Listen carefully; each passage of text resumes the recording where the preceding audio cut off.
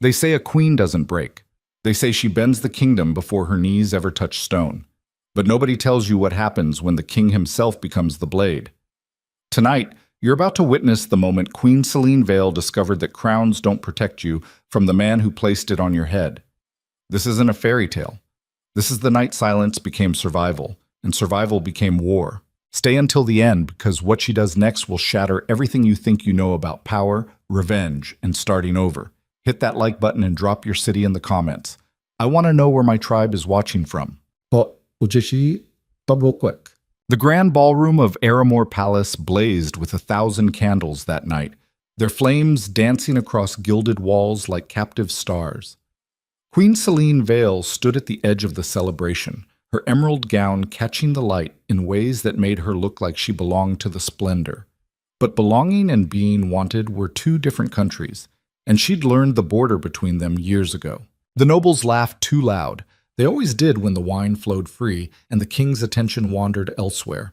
Selene watched them spin and stumble, their faces flushed with borrowed joy, and felt the familiar weight of invisibility settle across her shoulders like an old cloak she couldn't shed. King Cedric Rowan held court near the western windows, his broad frame casting shadows across a cluster of advisors who hung on his every word.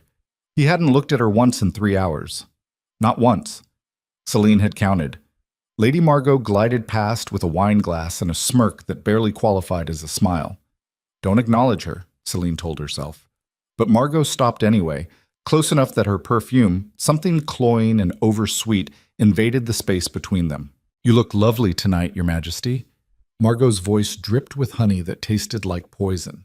Though I imagine it must be exhausting, all this standing and smiling when there's so little to smile about. Selene kept her face smooth as marble. Margot wanted a reaction the way vultures wanted carrion. She wouldn't give it to her. I find celebrations tedious regardless of circumstance, Lady Margot. Perhaps you should return to yours. Margot's eyes glittered with something sharp and satisfied. Oh, I intend to, though I wonder if His Majesty finds them tedious as well. He's been so very busy lately. So many late meetings in the Eastern Wing. You know the one, past the old library where the corridors get so wonderfully private. The words landed like thrown stones. Selene's heartbeat stuttered once, then kicked hard against her ribs. The Eastern Wing. She knew exactly which rooms Margot meant. The ones Cedric had forbidden the servants from entering after sunset.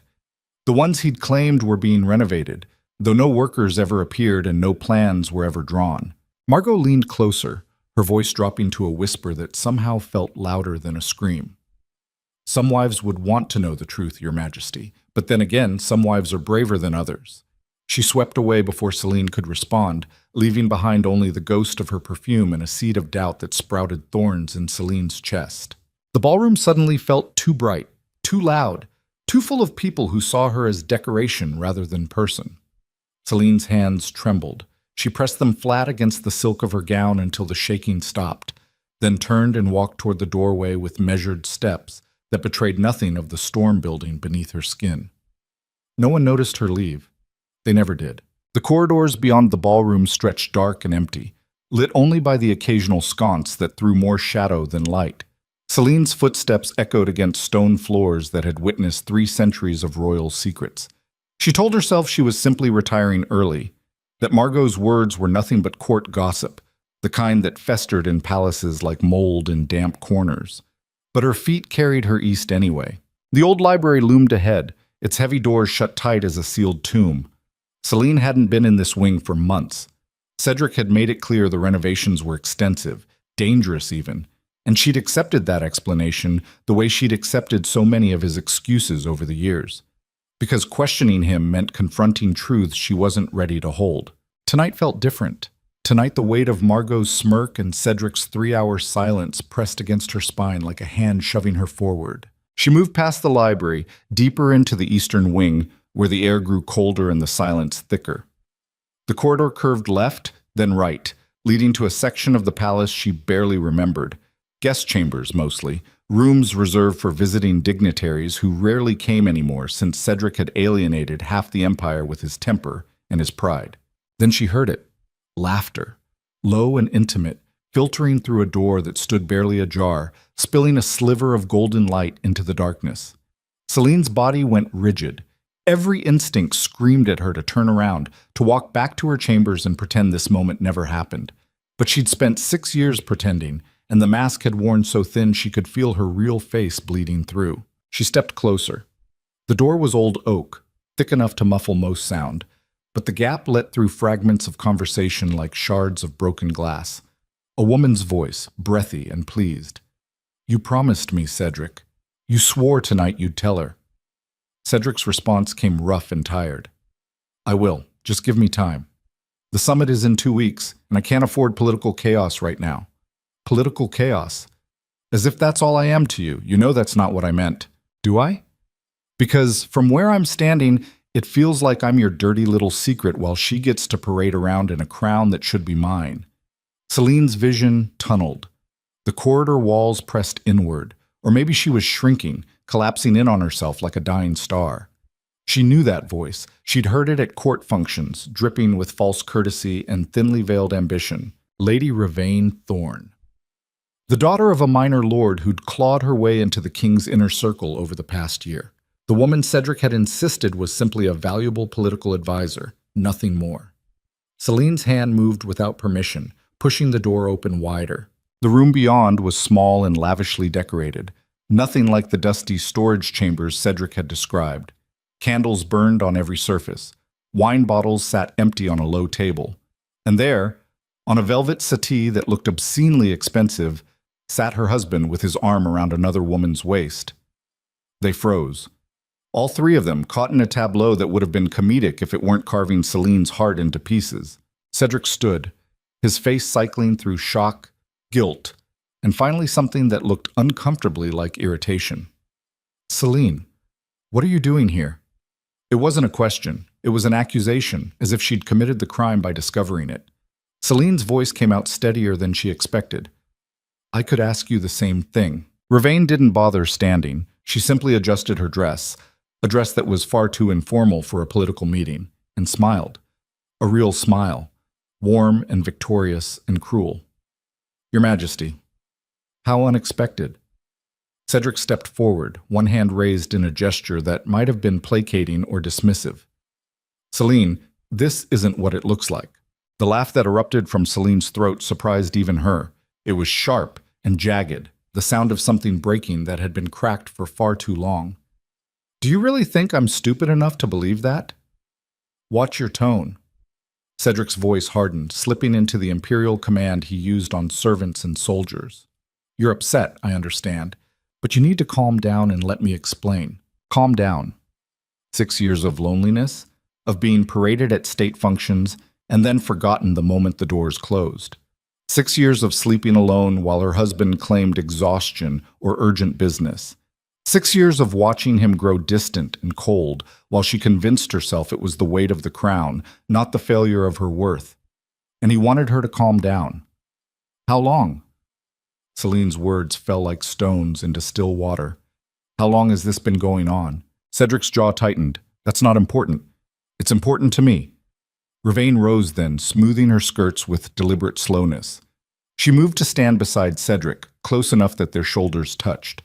The gesture was possessive and practiced, as if she'd done it 100 times before. "Since last spring," Ravaine said, her voice sweet as poisoned honey.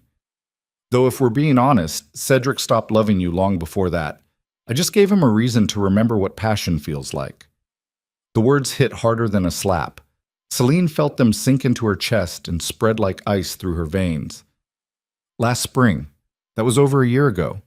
13 months of lies and late-night meetings and excuses she'd swallowed like bitter medicine. Cedric didn't contradict her. That was somehow worse than if he'd shouted denials.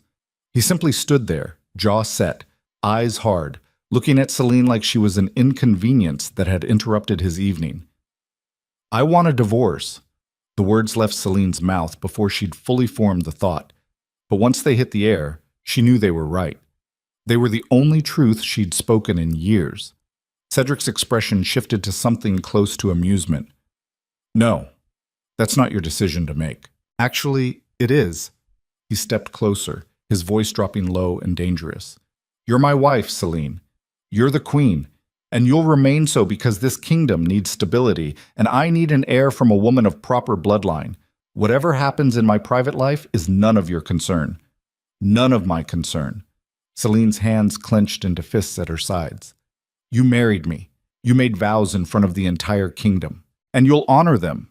Cedric's face was stone now, all traces of guilt erased by cold calculation. "Ravain understands her place. You need to understand yours." Behind him, Ravain's smile widened. She'd won, and she knew it. Celine looked at the man she'd married, the man she'd tried to love despite his cruelty and his distance, and felt something fundamental shift inside her chest. It wasn't heartbreak. She'd been breaking for 6 years, one small crack at a time, until there was more fracture than foundation. This was something else. This was the moment the structure finally gave way, and she fell through into the dark country on the other side. "You're right," she said quietly. "I do need to understand my place." "Good." Cedric's shoulders relaxed slightly, as if he'd been braced for more of a fight. "We can discuss expectations tomorrow when you've had time to process." Celine nodded once. She didn't trust herself to speak again. Instead, she turned and walked out of the room with her spine straight and her head high, even though everything inside her was screaming. The corridor swallowed her whole. She walked without direction, her feet carrying her through the palace on instinct rather than intention. The celebration still raged in the ballroom behind her. Music and laughter echoed through the walls like mockery, the sound of people who had no idea the world had just ended in a small room filled with candles and lies. Celine found herself in her private chambers without remembering the journey. The rooms felt cavernous and cold, decorated in shades of cream and gold that suddenly looked like nothing more than an expensive cage. She stood in the center of the bedroom, staring at the massive 4-poster bed she'd slept in alone for the past 3 years, and felt the numbness start to crack. Her hands shook. Her breath came short and sharp. The emerald gown suddenly felt too tight, constricting her ribs until she couldn't pull in enough air. She clawed at the laces, her fingers fumbling with hooks and ties she couldn't see through the tears that finally came. The gown fell in a puddle of silk around her feet. Celine stood in her shift, gasping like she'd been held underwater, and let the sobs tear through her with the force of a storm that had been building for 6 years. She'd been so careful, so obedient. She'd smiled at state functions and kept her opinions quiet and never once complained about the loneliness that ate at her like rust on iron. She'd convinced herself that if she was perfect enough, patient enough, he would eventually see her worth. But he'd never been looking. He'd been too busy looking at someone else. The tears burned hot tracks down her face. Celine pressed her hands over her mouth to muffle the sounds, even though there was no one to hear. Even in her grief, she'd been trained to be quiet, to take up less space, to break in silence so she wouldn't disturb anyone with the mess. How long she stood there crying, she didn't know. Time felt broken, stretched and compressed until minutes and hours lost all meaning. But eventually, the tears dried up. Not because the pain had lessened, but because her body simply had nothing left to give. Celine wiped her face with shaking hands and looked around the room with new eyes. These weren't her chambers. They were the Queen's chambers, a role she'd been playing for 6 years while the real Celine suffocated somewhere underneath. She moved to the wardrobe and pulled out the simplest dress she owned, a plain wool traveling dress in dark blue that she'd never worn because queens weren't supposed to look common. She pulled it on, her fingers steadier now that she had a purpose forming in the numb space where her heart used to be. She couldn't stay here. That truth crystallized in her mind with perfect clarity. If she stayed, she would spend the rest of her life as Cedric's convenient prop, paraded out for ceremonies and then locked away while he built a real life with someone else. She would grow old in these golden rooms, watching her reflection fade in ornate mirrors until she disappeared completely. No, the word echoed in her head, fierce and final. She'd spent 6 years saying yes to everything. Yes to duty, yes to obedience, yes to slow erosion of everything that made her human. Tonight, she would say no. Celine grabbed a leather satchel from the back of her wardrobe and began filling it with practical things. A spare dress, undergarments, a warm cloak. She took the small amount of personal money she'd saved from her household allowance, coins she'd tucked away without really knowing why. Some part of her had been preparing for this moment long before her conscious mind caught up. She didn't take jewelry. The crown jewels weren't hers anyway, just ornaments borrowed from the institution of monarchy. Let Ravain have them. let her choke on them. The palace would be full of guards, but Celine knew their patterns. She'd spent 6 years wandering these halls at night when sleep wouldn't come. She knew which corridors stayed empty, which servants' entrances were rarely watched. Being invisible had taught her how to disappear. She pulled the cloak around her shoulders and lifted the hood. One last look at the room where she'd cried herself to sleep more nights than she could count. Then she turned her back on it all. The silk sheets, the gilded furniture, the crown sitting on its velvet cushion like a beautiful trap. The palace halls stretched before her, dark and quiet now that the celebration had died down.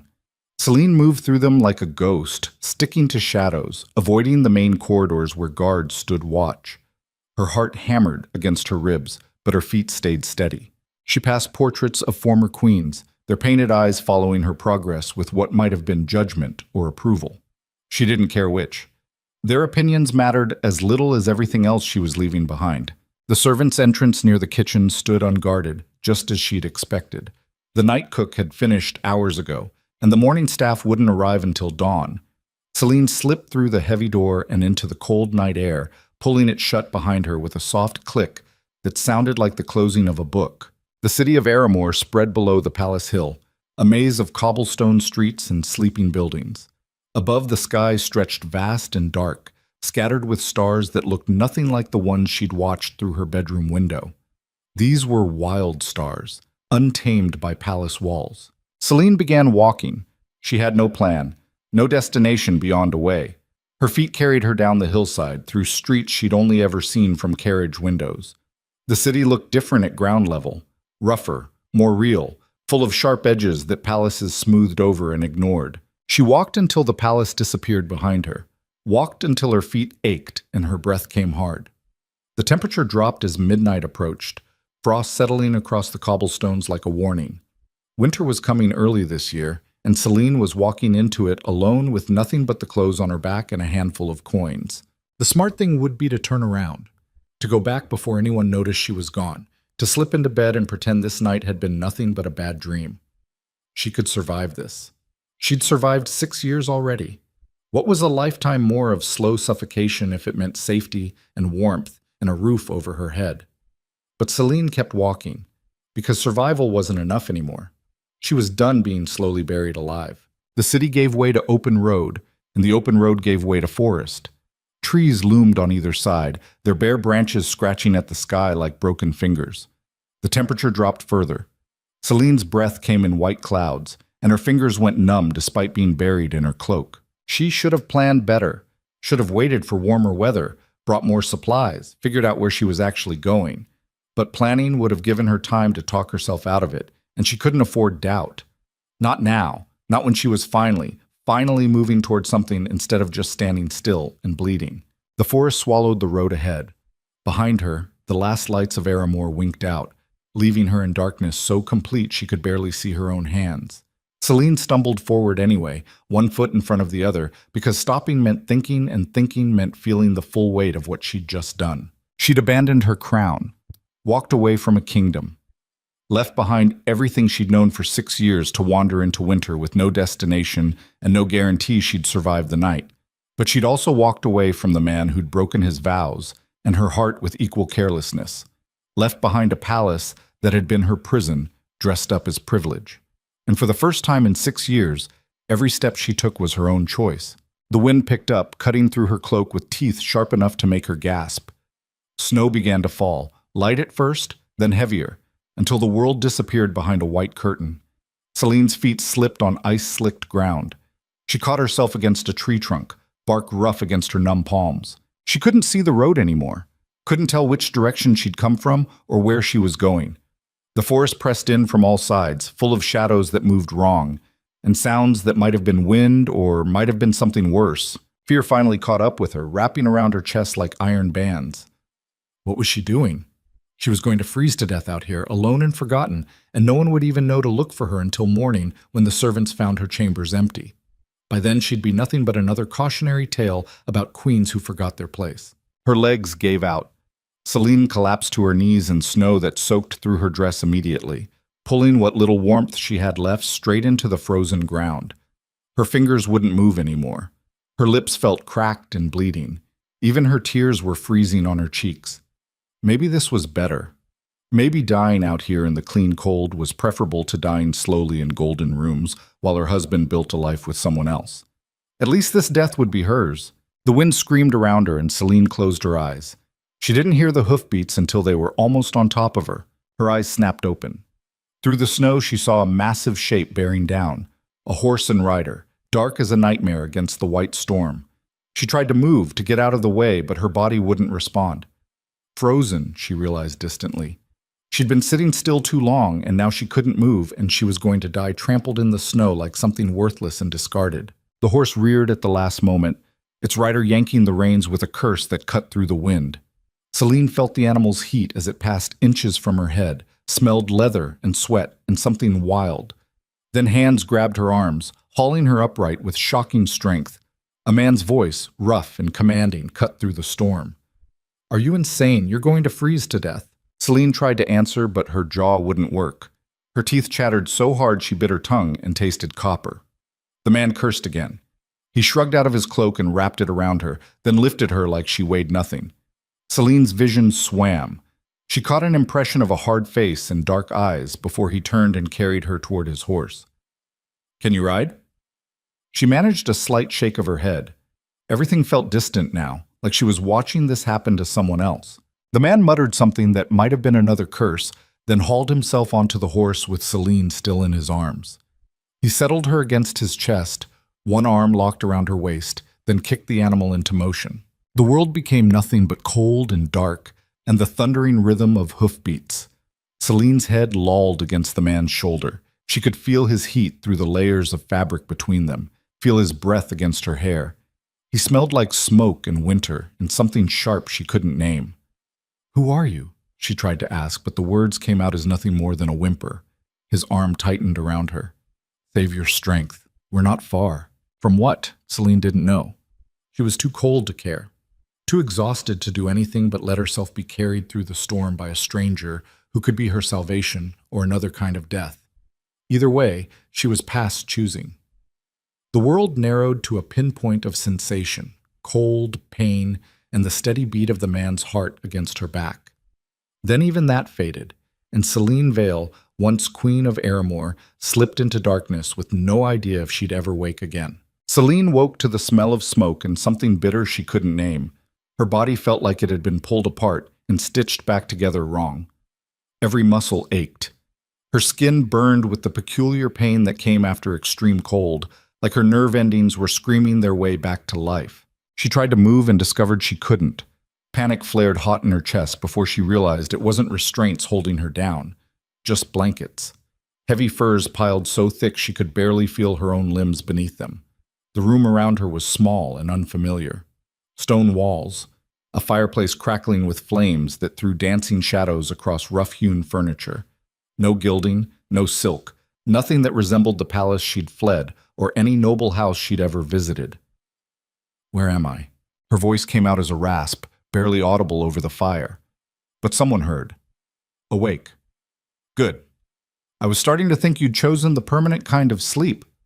The voice came from the corner she couldn't see, deep and rough, with an accent that carried the northern territories, harder consonants, vowels that bit instead of flowed. The voice from the storm. Celine tried to sit up and failed. Her arms shook with the effort before giving out entirely. Weak. She was so pathetically weak. "Don't!" The man moved into view, and Celine's breath caught. He was tall enough to make the low ceiling feel even smaller, with shoulders that looked like they'd been built for carrying weight most men couldn't lift. Dark hair fell past his collar, and a scar cut through his left eyebrow in a way that suggested violence survived rather than avoided. His eyes were gray, not the soft gray of rain, but the hard gray of iron or stone. He looked nothing like Cedric's polished courtiers. This man looked like winter itself had taken human form and decided to see how long it could survive among softer things.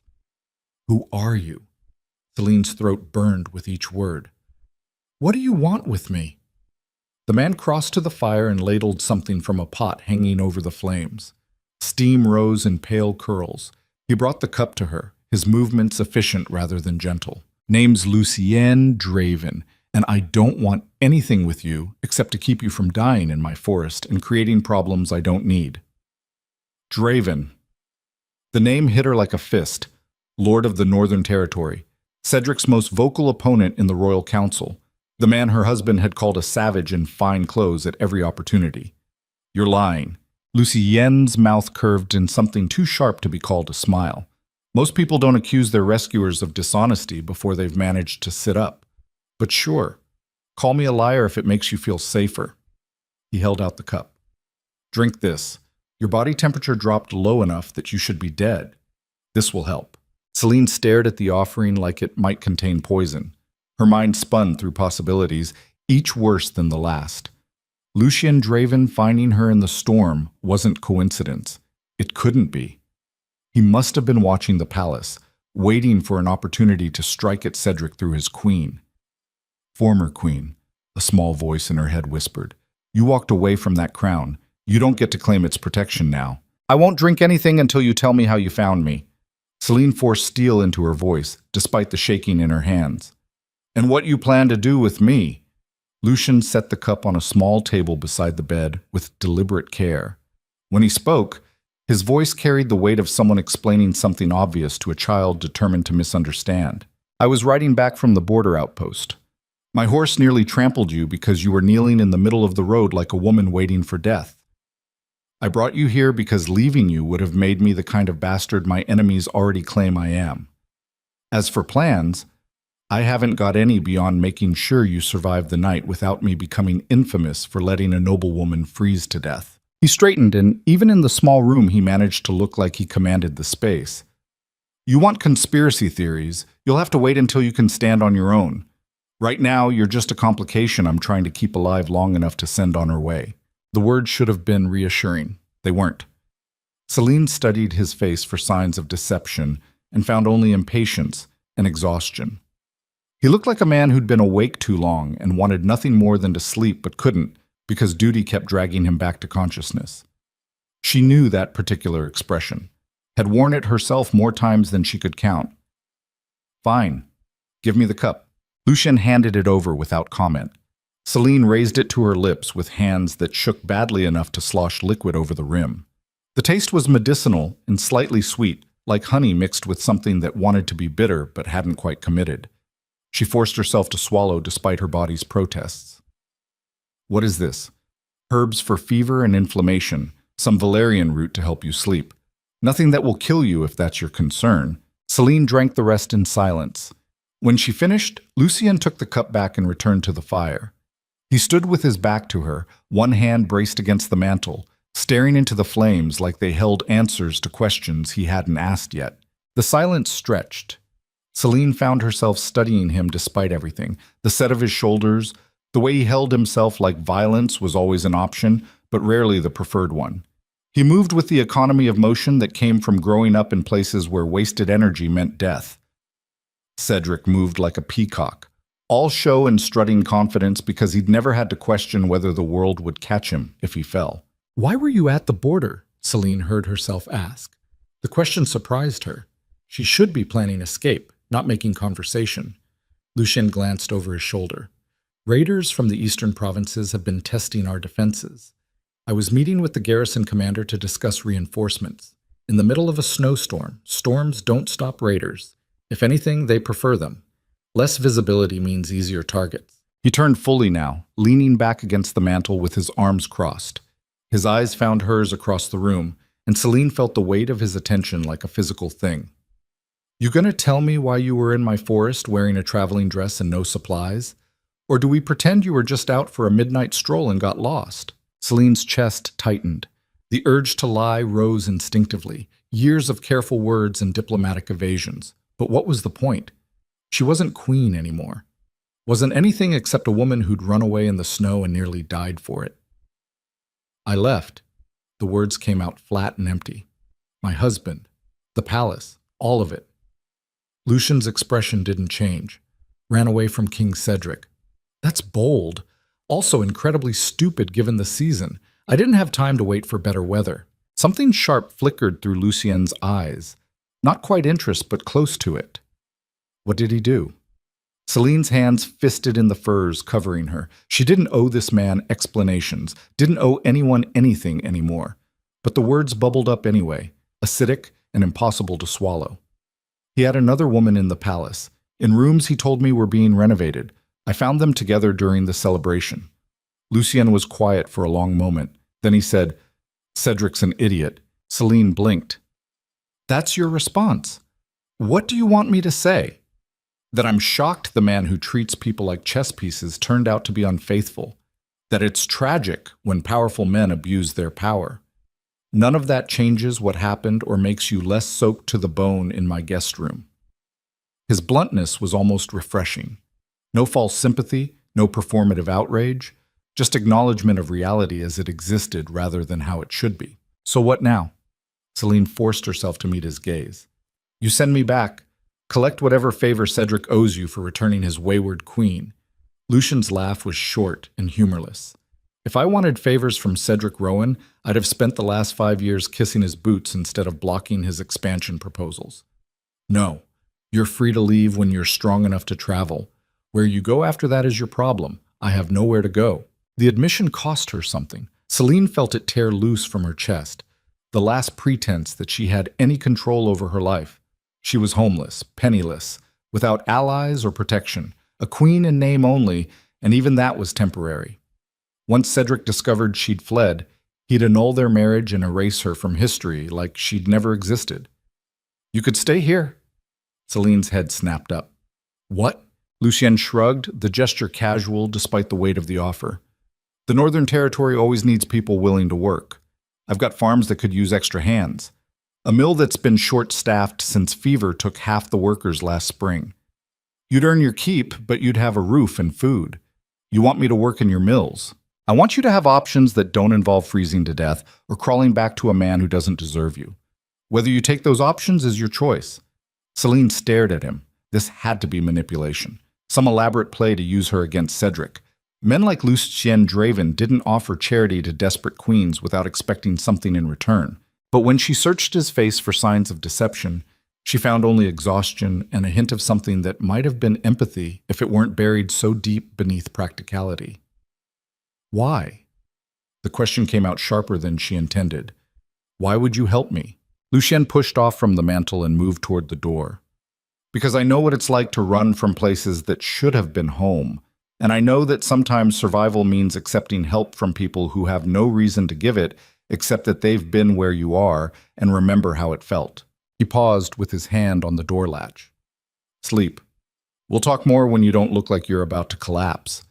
There's a chamber pot under the bed if you need it, and more tea by the fire if you wake thirsty." Then he was gone, the door closing behind him with a soft click that somehow felt louder than a slam. Celine lay in the dark, listening to the fire crackle and her own heartbeat. Every instinct screamed that this was a trap, that Lucien's kindness would turn into chains the moment she let her guard down, that men who offered help without asking for payment always collected their debts eventually. But the alternative was going back to Cedric, or dying in the snow, or selling herself to some other man who'd see her as damaged goods, the failed queen, the abandoned wife. At least here, she'd be working for her survival instead of prettily waiting for it to be taken away. Sleep took her before she could decide if that was better or just another kind of prison with more honest walls. Look. Morning came with pale light filtering through a window Celine hadn't noticed the night before. She woke slowly, her body still aching but functional. The fever heat had faded, leaving behind exhaustion that felt almost normal. The room looked different in daylight.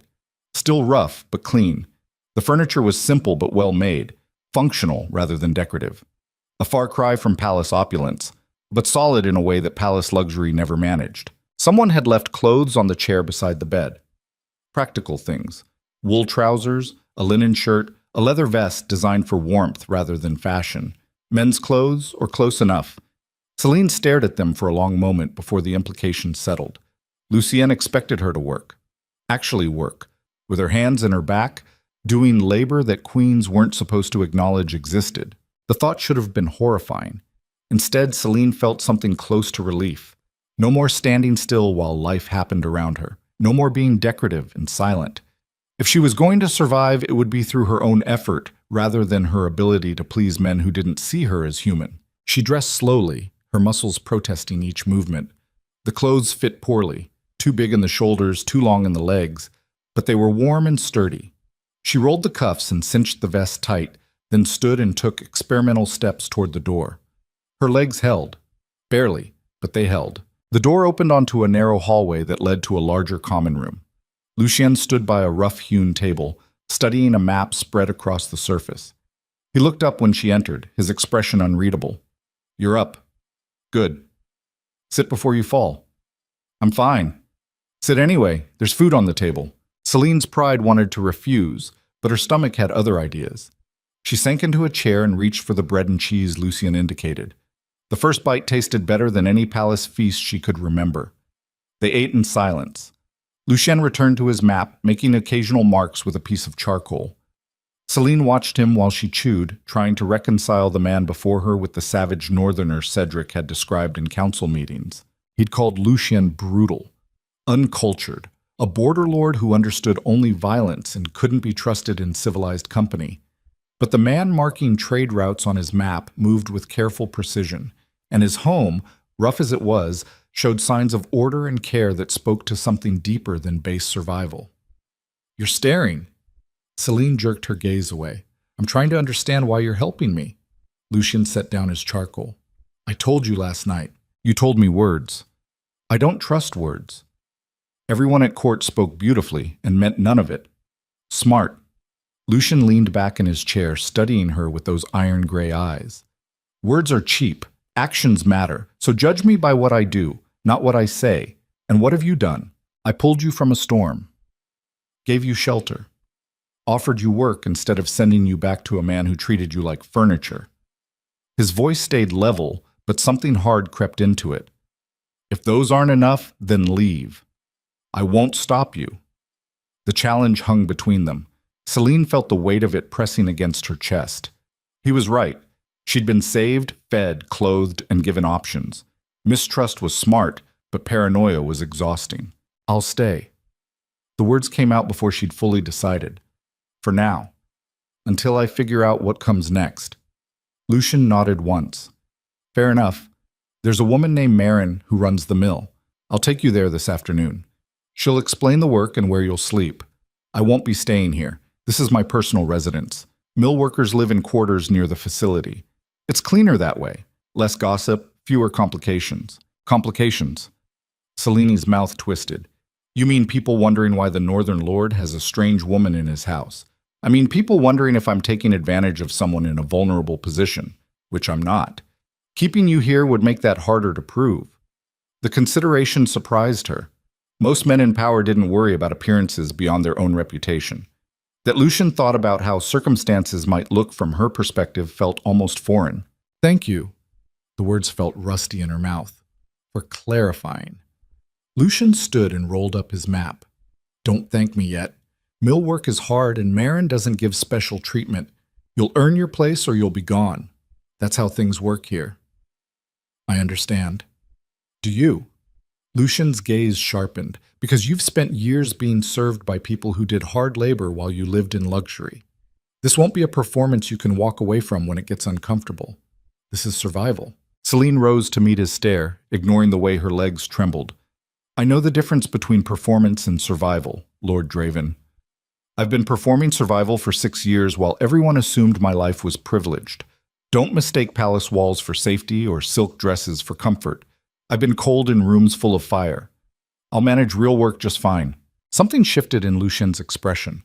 Not quite respect, but an acknowledgement that she might be tougher than she looked. He grabbed a cloak from a hook by the door and tossed it to her. "We leave in an hour. Eat more if you're hungry. You'll need the strength." He left her alone in the common room. Celine pulled the cloak tight and moved to the window. Outside, the northern territory stretched in shades of gray and white. Forests thick with snow, mountains rising in the distance like broken teeth against the sky. It looked harsh, unforgiving. Nothing like the manicured gardens and safe borders she'd known. It looked real in a way palace life never had. No guilt covering the rot. Just stone and snow and the truth of what survival actually cost. Celine pressed her hand against the cold glass and felt something crack open in her chest. Not breaking, shifting, like ice starting to thaw after a winter that had lasted too long. She'd lost everything: crown, husband, safety, identity. But maybe loss wasn't the same as ending. Maybe it was just clearing space for something else to grow. The thought was terrifying and exhilarating in equal measure. Celine closed her eyes and let herself feel both without trying to choose between them. The mill sat at the edge of a half-frozen river, its wheel locked in ice, but ready to turn once the thaw came. The building itself was massive, stone and timber construction built to withstand northern weather and time. Smoke rose from multiple chimneys, and Celine could hear the sound of work even from outside. Voices calling, wood thudding, the rhythmic clang of metal on metal. Lucien led her through the main entrance into warmth that hit like a wall. The interior was organized chaos, people moving with purpose between stations where grain was sorted, ground, and bagged. The air smelled like wheat and sweat, and something earthy that Celine couldn't name. A woman emerged from the organized chaos like a general surveying troops. She was older than Celine by at least 2 decades, with gray-streaked hair pulled back in a severe bun and hands that looked like they'd forgotten softness years ago. Her eyes were sharp enough to cut. This her. The woman's voice matched her appearance, blunt and assessing. This is Celine. Lucien's tone stayed neutral. She needs work and a place to stay. I told her you might have space. Might. Marin circled Celine slowly, taking in the ill-fitting clothes and the hands that had never seen real labor. You ever work a day in your life, girl? Celine lifted her chin. No, but I learn fast and I don't quit. Pretty words. Marin stopped directly in front of her. Words don't move grain sacks or scrub floors. You'll start on cleaning duty. If you can handle that without complaining, we'll see about real work. The dismissal stung, but Celine swallowed it. She'd expected no less. You won't hear complaints from me. We'll see. Marin glanced at Lucien. She can stay in the East Dormitory, 6 bunk from the door. Meals are at dawn, noon, and dusk. Miss them and you go hungry. Break something and it comes out of your pay. 'Cause trouble and you're gone. Understood. Celine forced the word out past pride that wanted to argue. Lucien nodded to Marin, then turned to leave. Celine felt panic flutter in her chest. Absurd panic given that she barely knew him and didn't entirely trust him. But he was the only familiar thing in this place, full of strangers and hard edges. Lord Draven. The words escaped before she could stop them. He paused, looking back. Just Lucien. We don't use titles much here. Lucien. She tasted the name, finding it strange without the formal address. Thank you for bringing me here. He studied her for a moment, something unreadable moving behind his eyes. Survived the week. Then you can thank me. He left. The door closed behind him, and Celine was alone with Marin and the sound of the mill grinding away. Marin pointed toward a corner where buckets and brushes sat in a rough pile. You'll start with the main floor. Water's in the barrel by the south wall. Don't use too much or you'll flood the foundation. And watch yourself around the machinery. This place will take a finger if you're careless. Celine moved toward the buckets, her hands already anticipating blisters. The workers around her had paused to stare. Some curious, some openly hostile, all of them clearly wondering what softness she'd bring to a place built on hard labor. She picked up a brush and met their stares one by one. Let them wonder. Let them judge. She'd prove herself through action, or she'd fail trying, but she was done being something fragile that needed careful handling. The floor was rough stone, stained with years of spilled grain and tracked-in mud. Celine knelt, dipped her brush in cold water, and began to scrub. Her hands screamed within minutes. Her knees ached against the hard floor. Muscles she didn't know she had started to protest the unfamiliar motion. But she kept scrubbing, one section at a time, while the mill worked around her and judged her in silence. This was survival. Not the silent kind she'd practiced in the palace, but the kind that left marks and demanded everything. And for the first time in 6 years, Celine felt like she was actually living instead of just waiting to die slowly in comfort. She scrubbed until her vision blurred, scrubbed until someone called for the midday meal, scrubbed until Marin's rough hand landed on her shoulder and pulled her back. That's enough for now. The older woman's voice had lost some of its edge. Eat. You're no use to me if you collapse. Celine looked down at the floor she'd cleaned. It was maybe a quarter of the space Marin had indicated. Not enough. Not nearly enough. I can keep going. You can. And you'll regret it tomorrow when your body quits on you. Marin's expression softened just slightly. Pace yourself, girl. This isn't a sprint. It's a marathon, and you've got no training for it. The kindness, small as it was, hit harder than cruelty would have. Celine's throat tightened. She nodded and let Marin lead her toward the eating area. The meal was simple: thick stew, dark bread, water. Celine ate mechanically, too exhausted to taste much. Around her, workers talked and laughed, their camaraderie built on shared labor and survival. She was outside that circle, watching it like someone pressed against glass.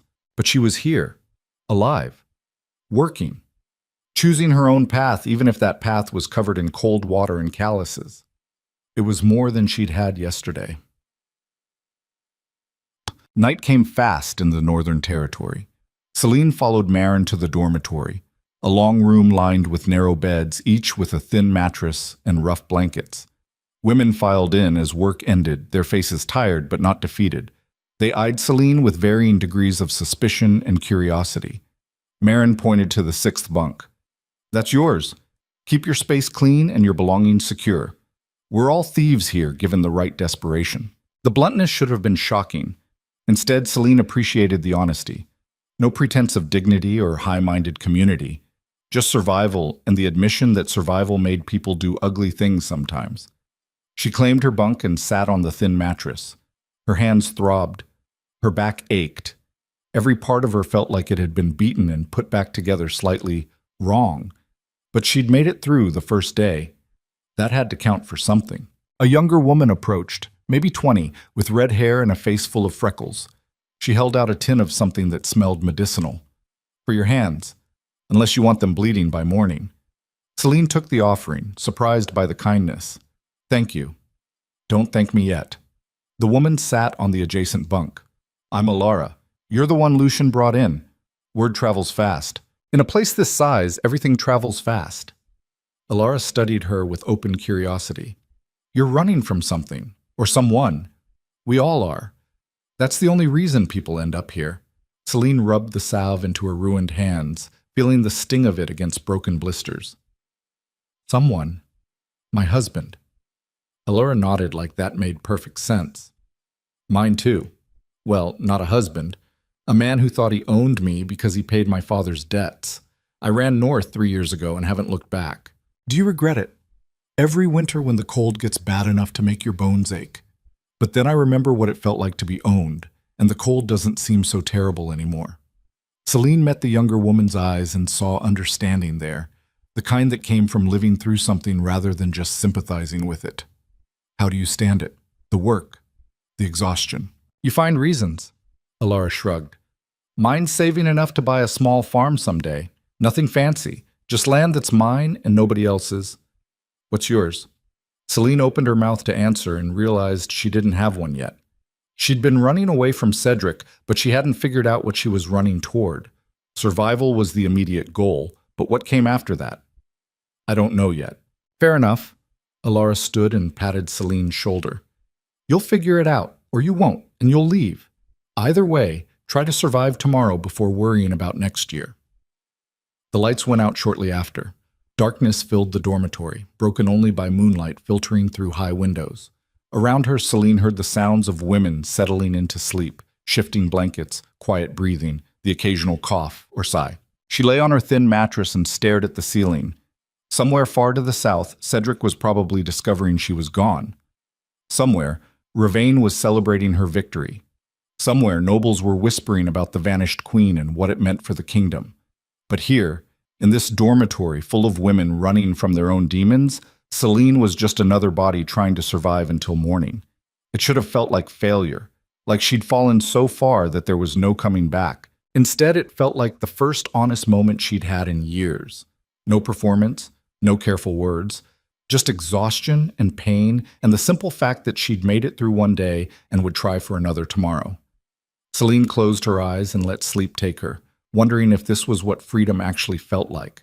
Not golden and glorious, but rough and uncertain and entirely, terrifyingly hers. 3 weeks passed like grinding stone.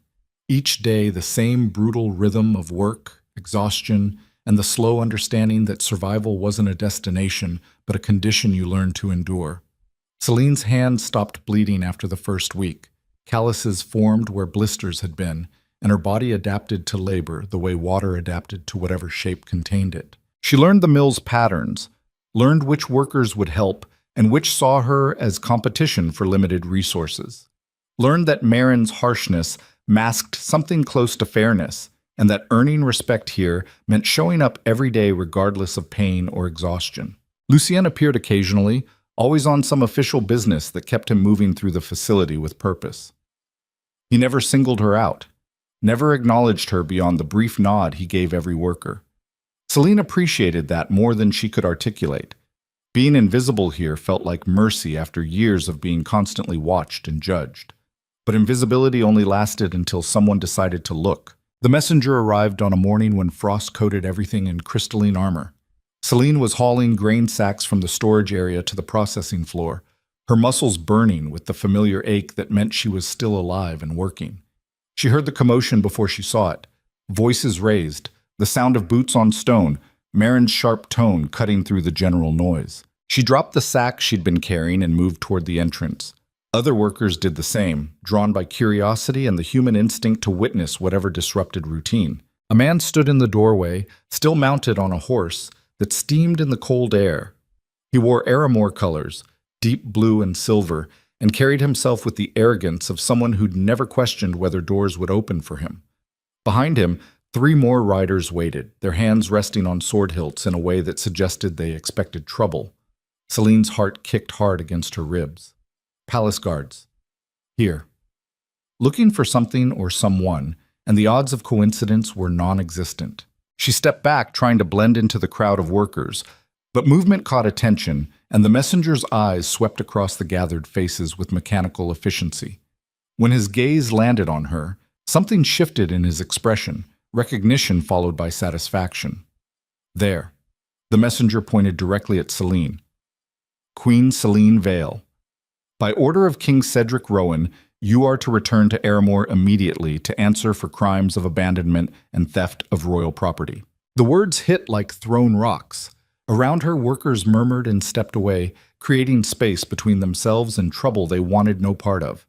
Alar's hand found Celine's arm, gripping tight, but even that contact felt tenuous. Theft. The accusation was absurd enough to be laughable, except for the armed men backing it up. I took nothing that wasn't mine. Your departure constitutes theft of the crown's investment in your marriage and position. The messenger's voice carried the rehearsed quality of someone repeating words given to him by lawyers. Additionally, valuable items have been reported missing from the royal treasury. Items you had access to. Lies. Celine forced her voice steady, despite the fear crawling up her spine.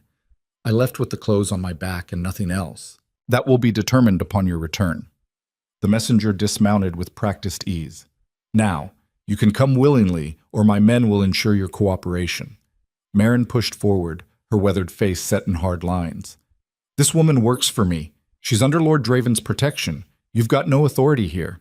We have the king's authority. The messenger produced a rolled parchment sealed with Cedric's signet, which supersedes any local lord's claim. Stand aside or you'll be charged with harboring a fugitive. The threat hung in the air like drawn steel. Marin's jaw worked, but she was a practical woman who understood when battles were already lost. She stepped back, and Celine felt the last line of defense crumble. This was it. The moment she'd known was coming since the night she fled. Cedric had found her, and he'd done it in the most vicious way possible, not as a wayward wife to be retrieved, but as a criminal to be prosecuted. The humiliation would be absolute, the control total. The messenger moved toward her, one hand extended like he expected her to come docile as a trained animal.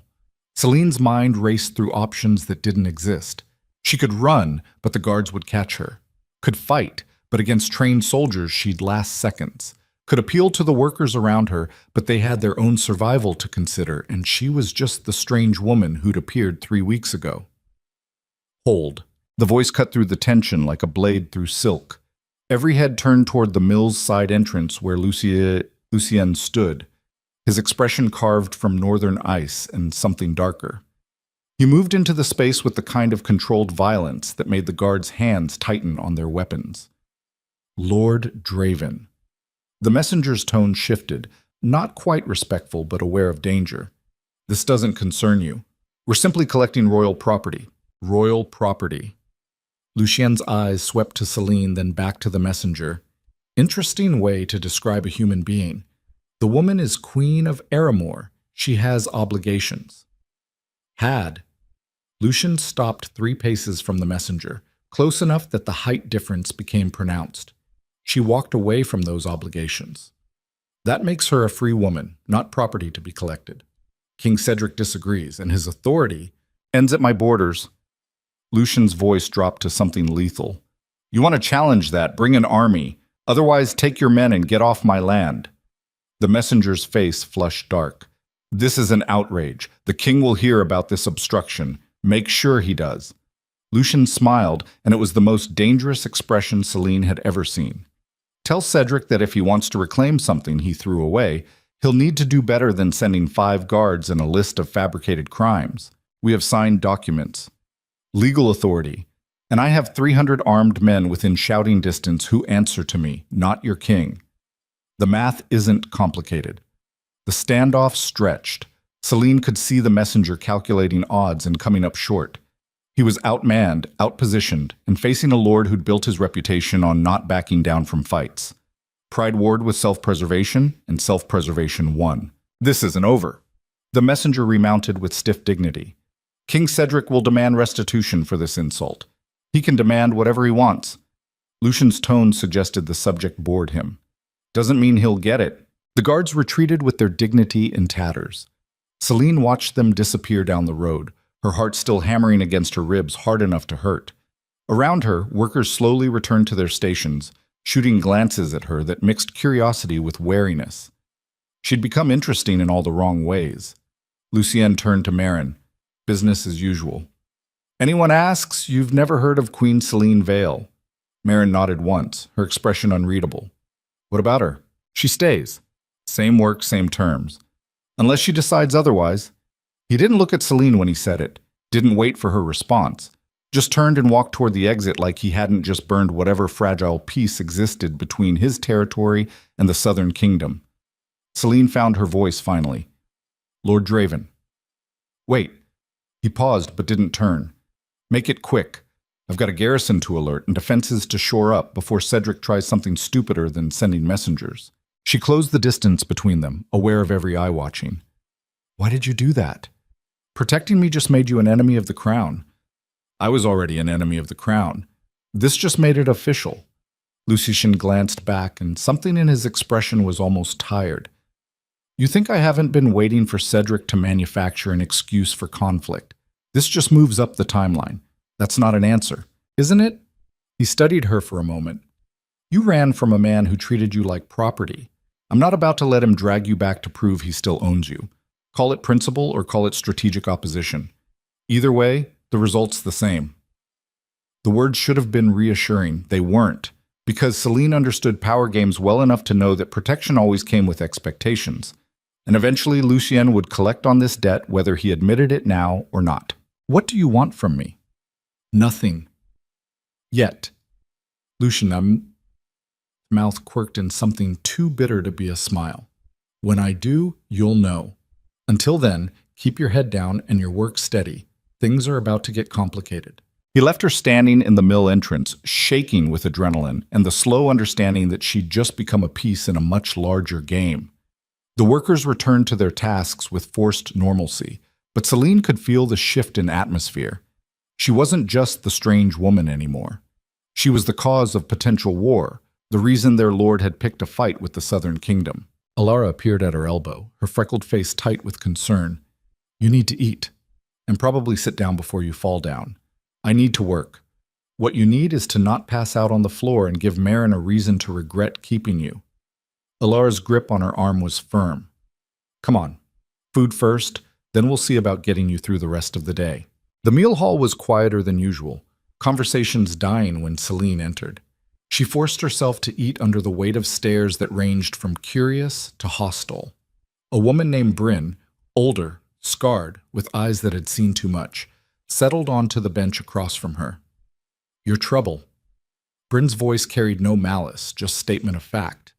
The kind that gets people killed when lords start measuring pride.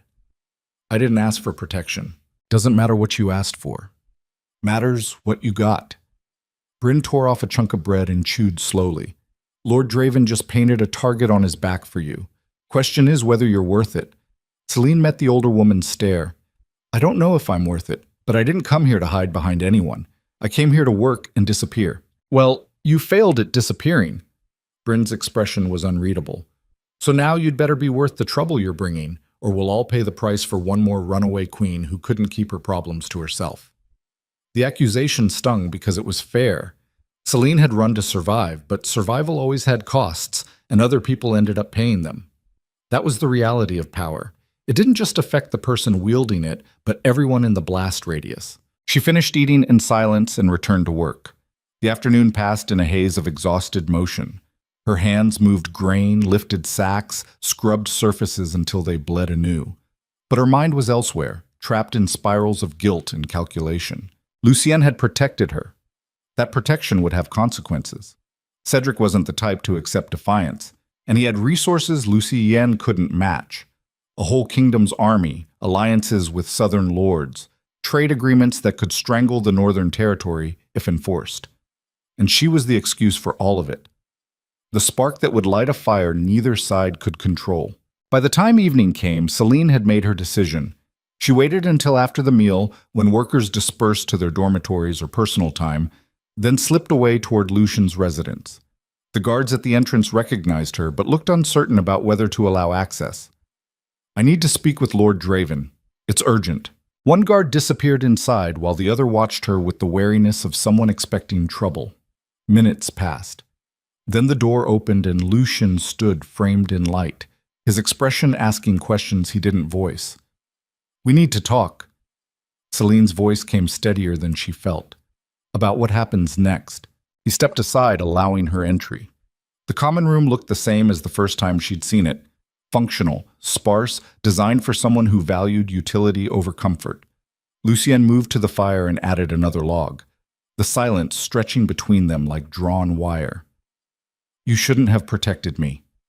Celine forced the words out before courage failed. You should have let them take me. That's not how this works. It's exactly how it works. She moved closer, needing him to understand. I'm not worth a war. I'm just one woman who ran from a bad situation. Cedric will use your protection as justification to destroy you, and hundreds of people will die because you decided to play hero. Lucien straightened, firelight casting his scarred face in harsh relief. You think I made that decision lightly? I think you made it based on principle instead of strategy. And principle gets people killed when they're facing someone who only understands power. Good thing I understand power too. Lucian's voice stayed level, but something cold moved beneath it. Cedric's been looking for an excuse to move against the Northern Territory since his father died, and left him a kingdom he doesn't know how to manage. Your presence here didn't create that conflict. It just accelerated a timeline that was already written. So I'm convenient, a useful catalyst. You're a person who deserves protection from a man who treats women like possessions. The distinction matters. Not when people start dying for it. Celine felt her voice rise despite efforts at control. Not when your workers pay the price because you wanted to make a point about ownership and dignity. Is that what you think this is? A point. Lucien moved closer, and she could see anger flickering in those gray eyes now. You think I risked my territory's stability because I wanted to prove something to Cedric Rowan? Then why? Because I've watched men like him crush people for 6 years and done nothing because it wasn't my problem. Because I'm tired of letting bastards win just because standing against them is inconvenient. And because you walked away from everything rather than accept being treated like property, and that takes more courage than most people have. His voice dropped lower, rougher. So yes, I protected you. And I'd do it again. And if that starts a war, then at least it'll be a war fought over something that matters, instead of the usual posturing over trade routes and border disputes. The words hit harder than accusations would have. Celine felt them sink into her chest and spread like heat through frozen limbs. He meant it. Every word. This wasn't manipulation or strategy disguised as kindness. It was conviction, raw and unfiltered, and that made it so much worse. You can't fight a kingdom for one person. The protest came out weaker than intended. It's not sustainable. I'm not fighting for one person. Lucian held her gaze. I'm fighting because if I don't draw a line somewhere, there's no line at all. Today it's you. Tomorrow it's the next person Cedric decides he owns. Eventually everyone bends or breaks, and we end up with a kingdom run by men who think power means the right to destroy whatever they touch. The idealism would have been touching if it weren't so dangerous. Celine shook her head, feeling exhaustion press down like physical weight. You're going to get people killed. People die anyway. At least this way it'll mean something. The certainty in his voice was both inspiring and terrifying. Celine looked at this man who'd pulled her from a storm and given her work, and was now ready to burn his territory's peace for the principle that human beings weren't property, and felt something shift inside her chest. Not attraction. That was too simple. Recognition, maybe. Of someone else who'd decided that some lines couldn't be crossed even when crossing them was easier. What do you need from me? The question came out quieter than intended. Because I can't just hide in your mill while people die for protecting me. I need you to stay alive and free. Lucian's expression softened slightly. Beyond that, it's your choice. You can work, you can train with weapons if you want to fight, you can help with logistics. But running back to Cedric to prevent conflict isn't an option. That door's closed. Because you closed it. Because we both did when you walked out of his palace. The only question now is whether you survive what comes next with your freedom intact, or lose it trying to protect people who've made their own choices. The words settled between them like sediment. Celine felt the weight of them, the implication that she'd crossed into territory where retreat wasn't possible, and the only way out was through. She'd wanted freedom. This was what it cost: blood and conflict and the responsibility of knowing her choices affected more than just herself. I'll train. The decision formed as she spoke it. If we're going to fight, I'm not going to be useless. Lucian nodded once. Marin won't like losing a worker. Marin can adapt. Celine felt something hard crystallize in her chest. I'm done being the thing people argue over. If Cedric wants me back, he can come get me himself and find out what it costs. A ghost of a smile crossed Lucian's face. There she is? Who? The woman who walked away from a crown. He moved toward the door, opening it in clear dismissal. Training starts at dawn. Don't be late. Celine left his residence with purpose settling into her bones like iron. The dormitory was quiet when she returned, most women already asleep. She claimed her bunk and lay staring at the ceiling, mind racing through implications and consequences. She'd come north to disappear, to survive quietly while the world forgot she existed. But survival was never quiet. And the world didn't forget women who disrupted power by refusing to accept their place in its machinery. So she'd fight instead. Not because she wanted to, but because passivity had never protected anyone from men like Cedric. Because running had saved her life, but wouldn't save anyone else. Because if she was going to be the excuse for conflict anyway, she might as well be armed when it came. Sleep took her eventually, and her dreams were full of fire and choices that couldn't be unmade. 3 days passed. Celine trained with the garrison in the mornings, basic sword work, knife fighting, how to move in armor she didn't have and probably never would. The soldiers treated her with professional distance, neither hostile nor welcoming. She was just another body learning to survive combat, and in that anonymity she found a strange comfort. Afternoons she spent in the mill, maintaining enough work to justify her presence. Marin grumbled about divided attention but didn't force the issue. The older woman understood priorities even when she didn't like them. On the 4th day, a rider came from the southern border. Not palace guards this time, but a merchant who'd been stopped at the checkpoint and questioned. The news he carried spread through the territory like poison. King Cedric had declared Selene a traitor to the crown. Ravain Thorn had been officially elevated to queen consort. The marriage ceremony rushed through with unseemly haste, and a formal demand had been issued to Lucian. Return the fugitive traitor or face economic sanctions that would cripple northern trade by winter. Lucian called a meeting of his primary advisors. Celine wasn't invited, but Ilara brought her the details afterward, her freckled face tight with worry. They're arguing strategy. Half want to return you to avoid war. The other half thinks Cedric's bluffing and will back down if we hold firm. What does Lucien think? that Cedric's desperate enough to be dangerous. Alara sat on the adjacent bunk, her voice dropping. He married Ravain immediately. That's not the action of a man in control. That's someone scrambling to legitimize what he did before his own court turns on him. So I'm an embarrassment that needs to be eliminated. You're proof that his authority isn't absolute. That makes you dangerous. Alara's eyes were sharp with understanding. Powerful men can survive a lot of things. Public humiliation isn't one of them. The assessment was accurate and terrifying. Celine had known Cedric would retaliate, but she'd underestimated how personal he'd take her defiance. For 6 years, she'd been invisible to him. Now suddenly she mattered, but only as something to be destroyed so thoroughly that no other woman would dare follow her example. What happens if he enforces the sanctions? People starve. Alara's voice went flat.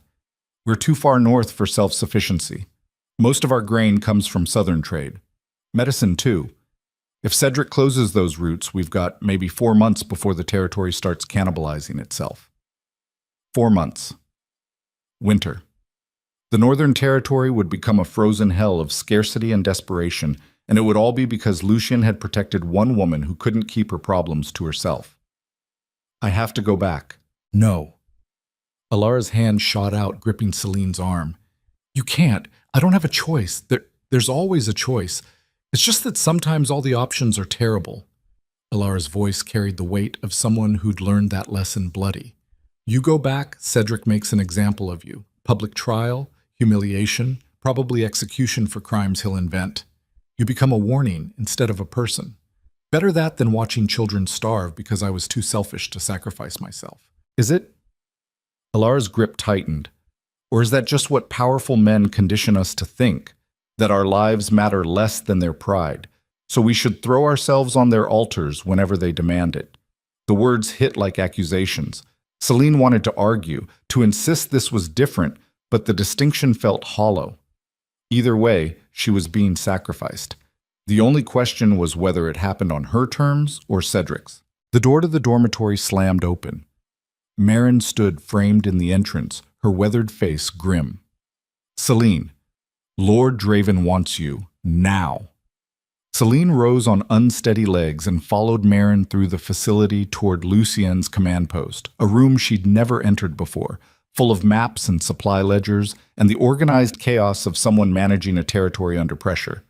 Lucien stood over a table covered in documents, his expression carved from something harder than stone. Close the door.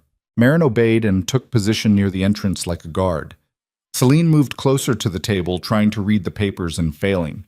Everything was written in the shorthand of military logistics, numbers and abbreviations that meant nothing to her. Cedric sent another messenger. Lucien's voice was controlled, but tension vibrated beneath it. Official this time, with an escort of 20 armed men and documents bearing the full royal seal. What did he say? That I have 5 days to return you for trial. After that, he's mobilizing the Southern Army and imposing a full blockade on northern trade. Lucien's hands pressed flat against the table. He's also offered incentives to any lord who delivers you themselves, land grants, tax exemptions, favorable trade agreements. He's turning me into a bounty. He's turning you into a test. Lucien looked up, and his eyes were storm gray and furious. Any lord who cooperates proves they value their own prosperity over principles. Any lord who refuses marks themselves as his next target. So it was never just about me. It's always been bigger than just you, but you're the catalyst that forced everyone to choose sides. Lucien straightened, his jaw tight. I've called a council meeting for tomorrow. The major landholders, militia commanders, merchant guild representatives, they'll vote on whether to comply with Cedric's demands or prepare for war. And if they vote to hand me over, then I override them. This is my territory, and I make the final decision. Even if it destroys everything you've built. Celine heard her voice rise despite efforts at control. Even if your people starve because you're too stubborn to admit you can't win this fight. Lucien moved around the table with controlled violence, stopping close enough that she could see the scar through his eyebrow in sharp detail. You think I don't know the cost. You think I haven't spent 3 nights running numbers and trying to find a scenario where we survive blockade without mass casualties. There isn't one, Celine. There's no good answer here, just choices between bad and worse. Then choose the option that saves your people. I am. Because if I hand you back to Cedric, I'm not just sacrificing you. I'm proving to every person in this territory that when it comes down to it, power matters more than principle. That we'll throw anyone to the wolves if the wolves threaten our comfort. His conviction was admirable and infuriating in equal measure. Celine wanted to shake him, to make him understand that principles didn't feed children or keep people warm when winter stripped away everything soft. But she also understood the logic beneath his stubbornness, that some battles had to be fought regardless of cost, or eventually there was nothing left worth defending. What do you want me to do? Survive. Whatever the council decides, whatever Cedric does next, you stay alive and free. That's the only acceptable outcome. The certainty in his voice should have been reassuring. Instead, it felt like more weight pressing down on shoulders that were already buckling. Celine was so tired of being the thing people fought over, the cause everyone rallied around or against. She wanted to be invisible again, wanted to return to the simplicity of grain sacks and calloused hands and the anonymous exhaustion of labor. But invisibility was a luxury she'd lost the moment she walked away from Cedric's palace. The meeting ended in tense silence. Celine returned to the dormitory and lay awake staring at shadows, while her mind ran through scenarios that all ended in blood.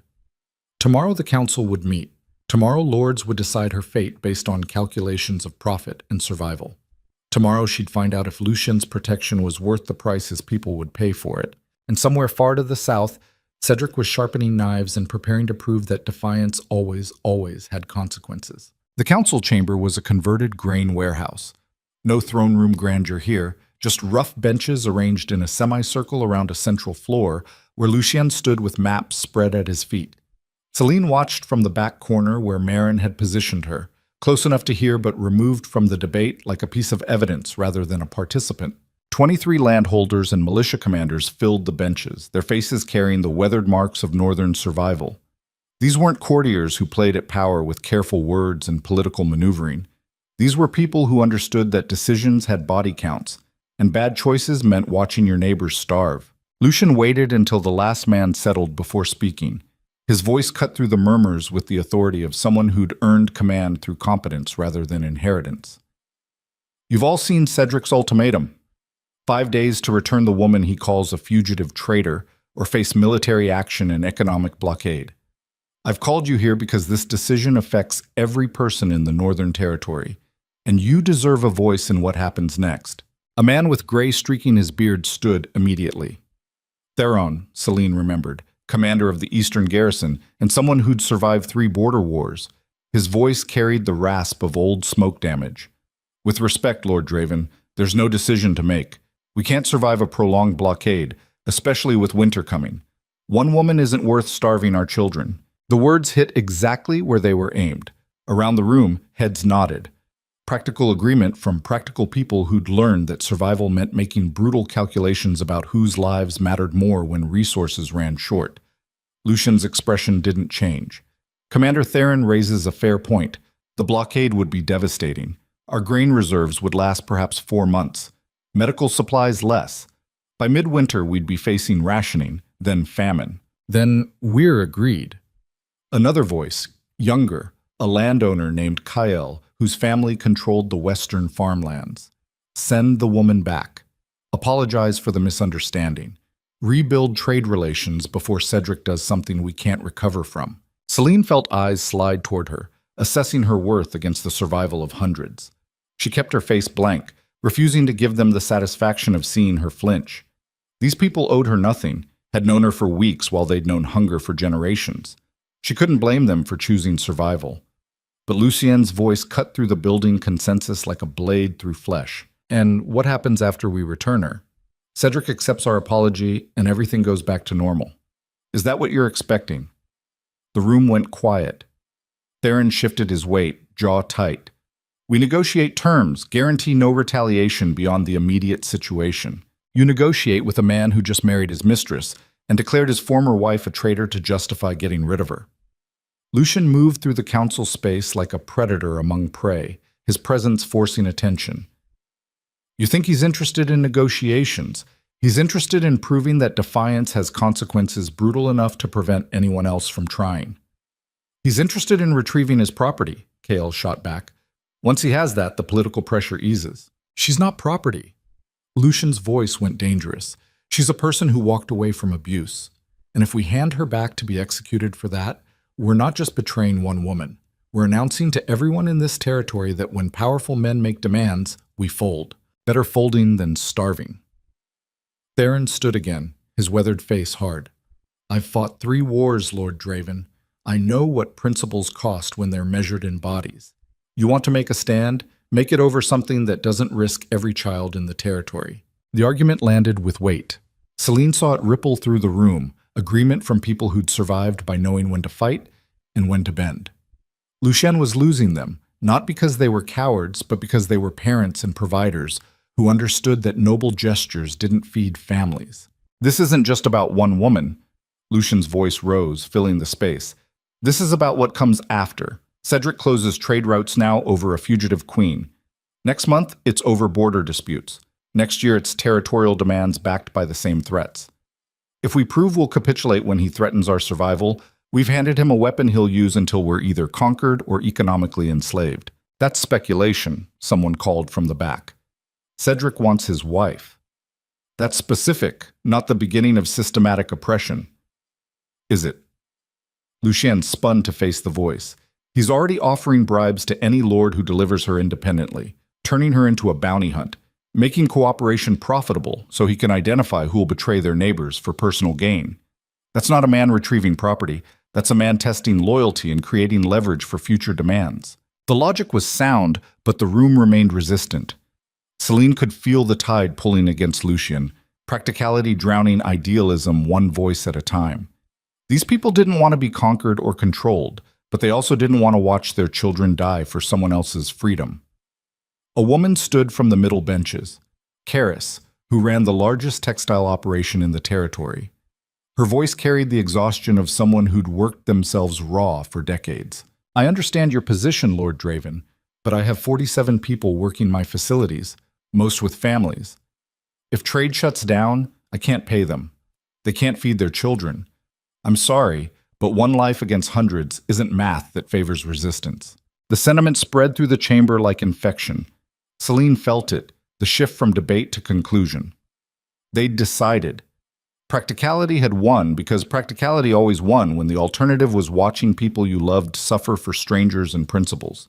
She should stay quiet, should let them vote and accept the outcome. Running had brought her here, and accepting consequences was part of choosing freedom. But the words rose anyway, pushed out by something that refused to break quietly. You're right. Every head turned. Celine stepped forward from her corner position, her voice steadier than her hands. Commander Theron is right. Karis is right. I'm not worth starving for. The math doesn't work. Lucien's expression went dangerous. Celine, let me finish. She moved into the center space, forcing herself to meet the eyes watching her with mixture of pity and relief. I ran from a man who treated me like decoration, like something to be displayed and controlled but never actually seen. I thought escaping would be enough. That survival was the same as freedom. She turned slowly, taking in the full counsel. But survival in isolation isn't freedom either. It's just a different cage. Real freedom means understanding that your choices affect other people, and sometimes protecting your own dignity means accepting that other people's survival matters more. The room was silent now. Celine felt tears pressing behind her eyes, but refused to let them fall. Crying was performance, and she was done performing. I'll return to Aramor, face whatever charges Cedric invents. You can send word that I came willingly, that the Northern Territory cooperated fully. Maybe that buys you better terms. Maybe Cedric's satisfied with my humiliation and leaves you alone. No. Lucien's voice cut through hers like a whip. Absolutely not. It's not your decision. Celine met his glare with her own. You gave me protection. I'm grateful. But I won't let hundreds of people suffer because you want to prove a point about property and dignity. This isn't about proving a point.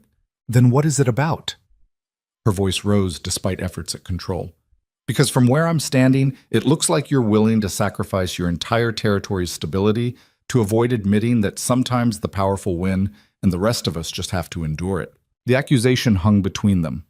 Lucien's jaw worked, his hands fisted at his sides.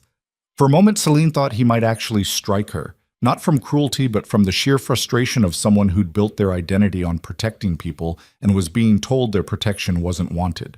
But when he spoke, his voice was cold rather than hot. You think enduring is the same as surviving, that if you just accept enough abuse, eventually it stops. But it doesn't stop, Celine.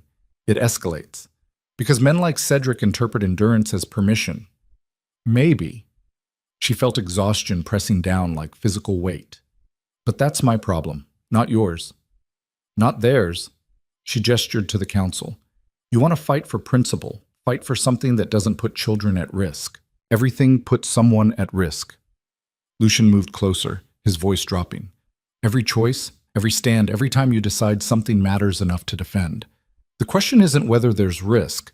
It's whether you're willing to live in a world where the only safety comes from never challenging anyone who threatens you. The words struck deep because they were true.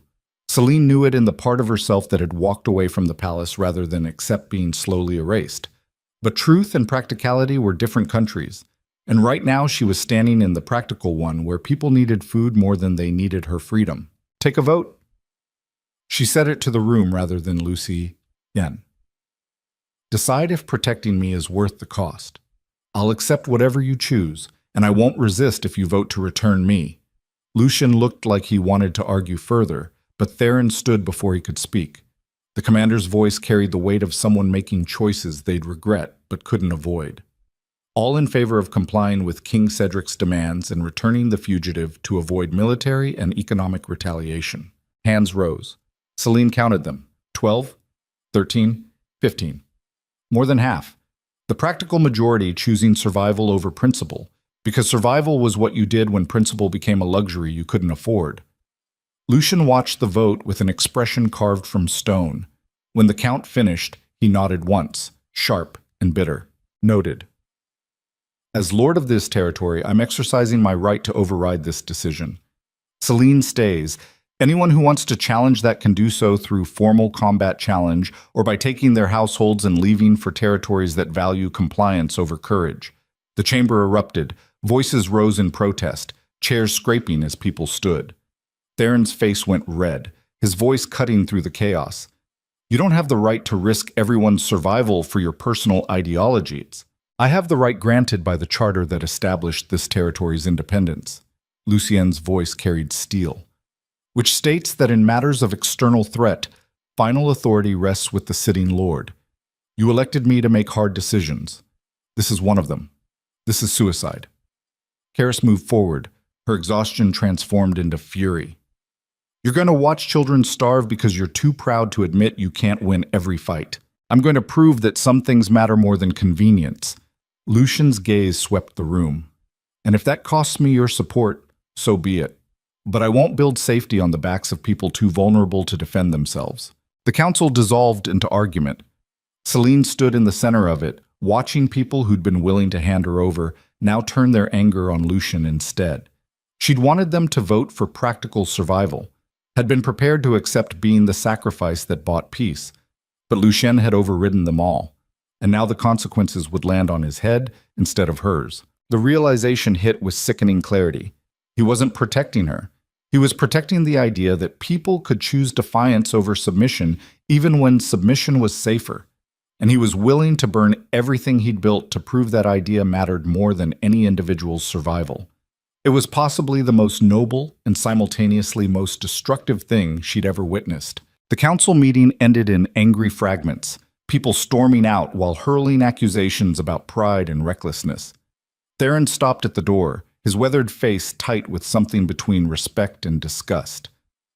I hope you know what you've done, Lord Draven, because when the children start dying this winter, their blood is on your hands. He left. Others followed. Within minutes, the chamber emptied until only Celine, Lucian, and Marin remained in the hollow silence. Marin spoke first, her voice flat. You're an idiot. Probably. Lucien's shoulders sagged slightly, exhaustion finally breaking through command presence. But I'm an idiot who can live with his decisions. Can you? Celine heard bitterness in her own voice. Can you really live with watching people starve because you refuse to compromise? Better than living with becoming the kind of man who throws vulnerable people to wolves whenever the wolves threaten to bite. Lucien moved to the map, staring at them like they held answers he couldn't find. I've spent 6 years building this territory into something that survived through cooperation and strength. If I fold now, all that work becomes meaningless. Or maybe it becomes sustainable. Celine closed the distance between them. Maybe survival matters more than pride. This isn't about pride. Lucien's voice went rough. It's about whether we're going to be people who defend each other when it costs something, or just a collection of individuals who will betray anyone if the price is right. The conviction in his voice was admirable and frustrating and completely inflexible. Celine understood it, had lived a version of it when she walked away from Cedric's palace. But understanding didn't make the consequences less horrifying. What happens now? She forced the question out. Cedric's deadline is in 4 days.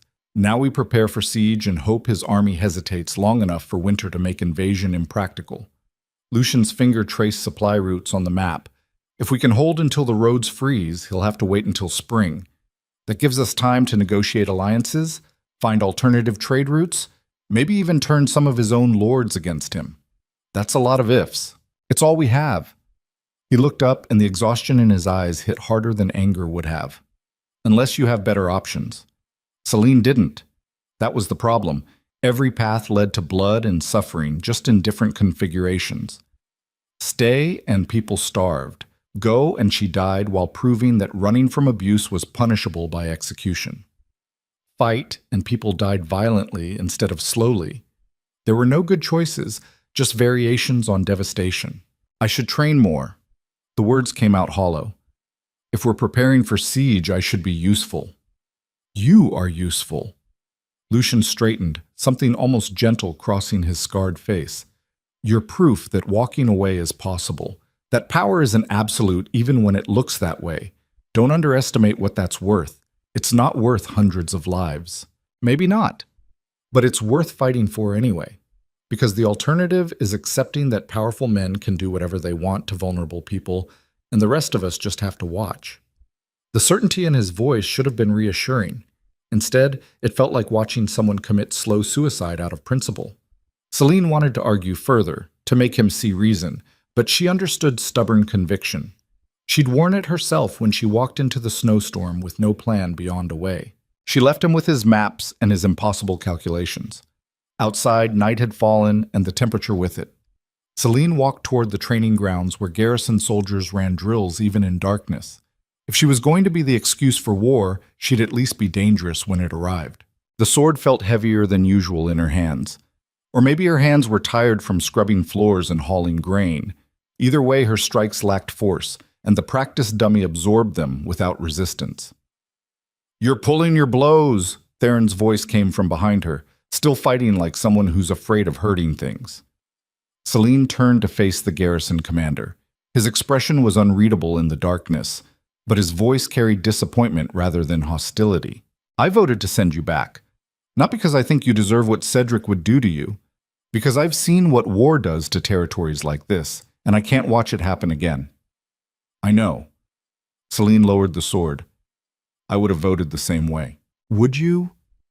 Theron stepped closer, and now she could see his face in the torchlight, weathered and scarred and carrying the weight of decisions that haunted him. Because most people say they understand sacrifice until it's their neck being offered up. Then suddenly principle matters more than practicality. "I've spent 6 years being sacrificed slowly." She met his stare. "Quick death might be preferable."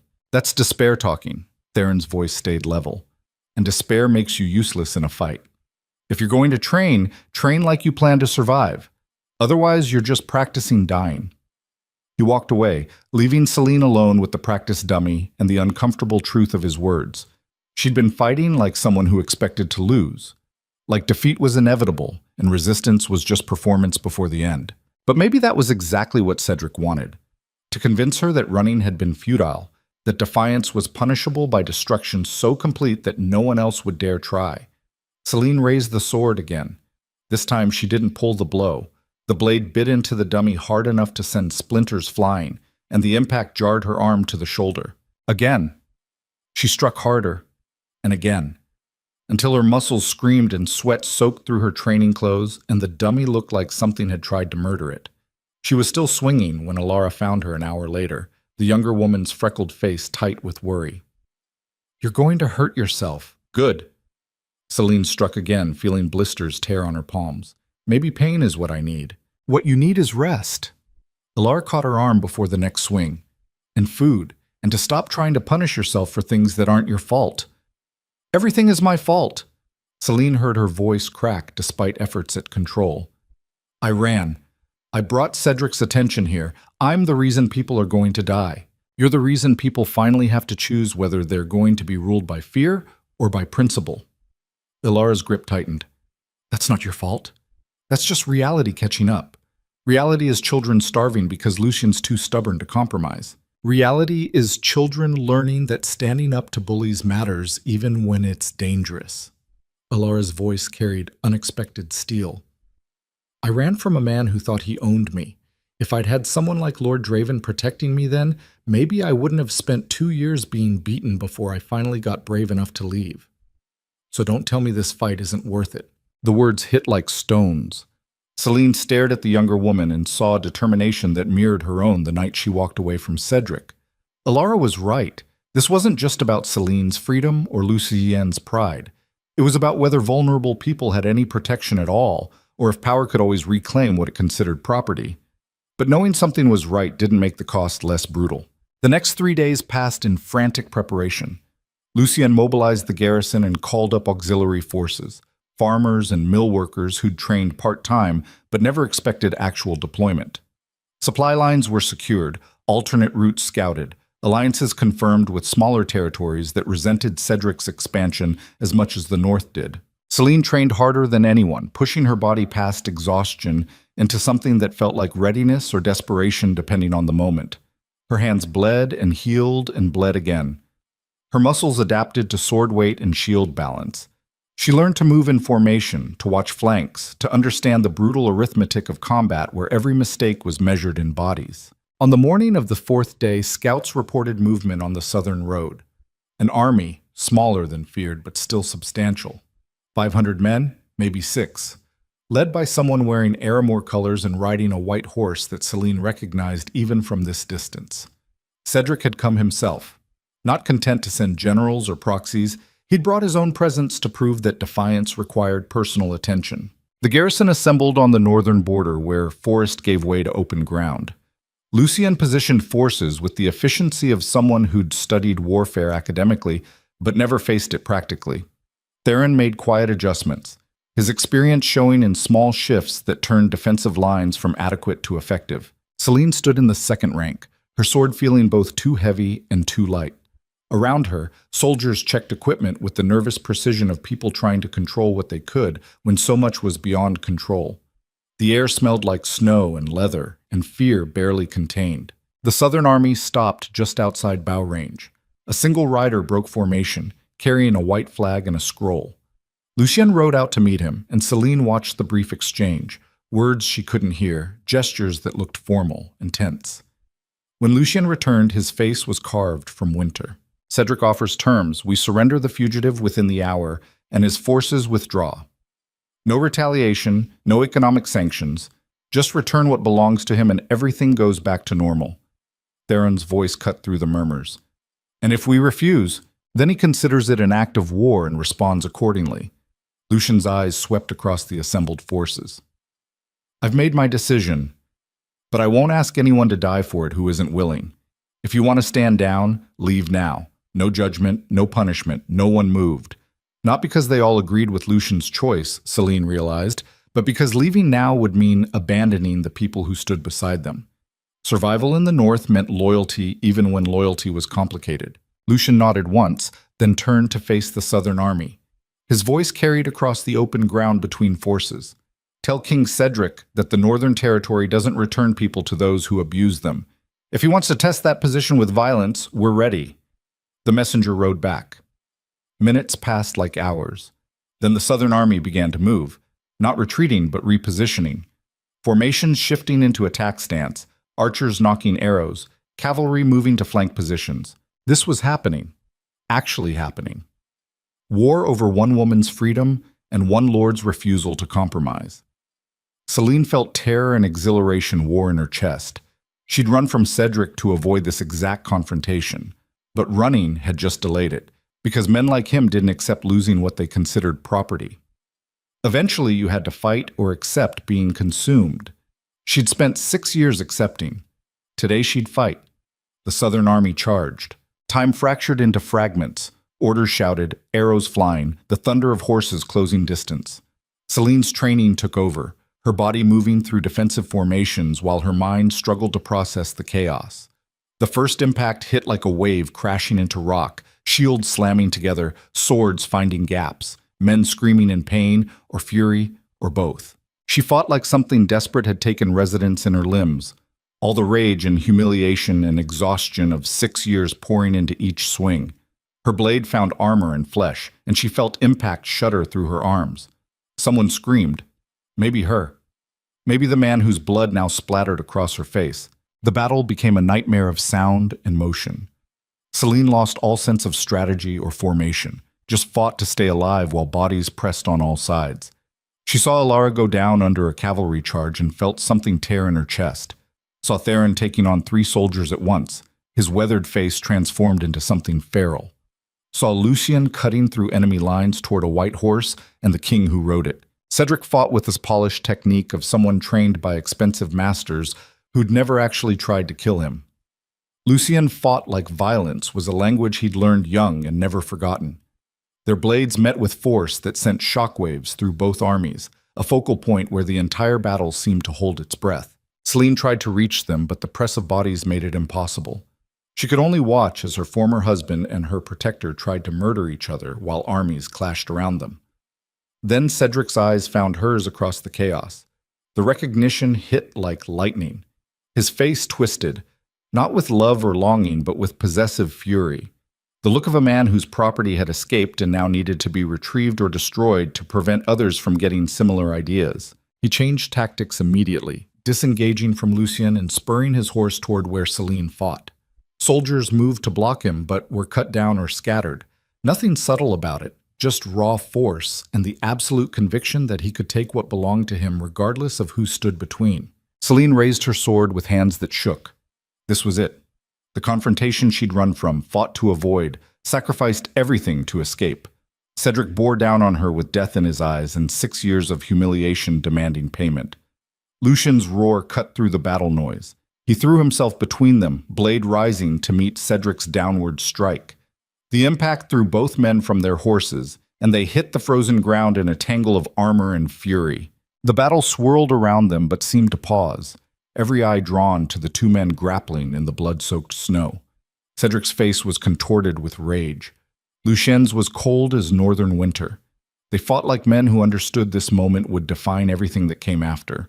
No flourishes, no performance, just brutal efficiency aimed at ending the other permanently. Celine watched frozen as Cedric's blade found a gap in Lucien's armor and bit deep. Blood bloomed across leather and cloth, and Lucien's face went white. But he didn't fall. Instead, he drove forward, his own blade seeking Cedric's throat with desperate precision. The world held its breath. Steel met flesh with the sound that would haunt Celine for years.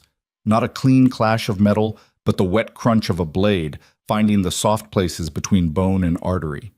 Lucien's sword caught Cedric beneath the jaw, driving upward with the desperate force of a man who knew this strike would determine whether hundreds lived or died. Cedric's eyes went wide.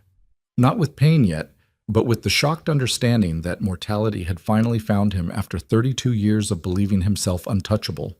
His own blade fell from fingers that no longer remembered how to grip. He made a sound, half gasp, half question, and then his body followed his weapon into the blood-soaked snow. The battlefield went silent. Not the planned silence of military discipline, but the stunned quiet of people watching inevitability arrive in ways they hadn't anticipated. Because powerful men weren't supposed to die like this, bleeding out in frozen mud while armies stood witness to the brutal mathematics of violence. But Cedric was dying anyway.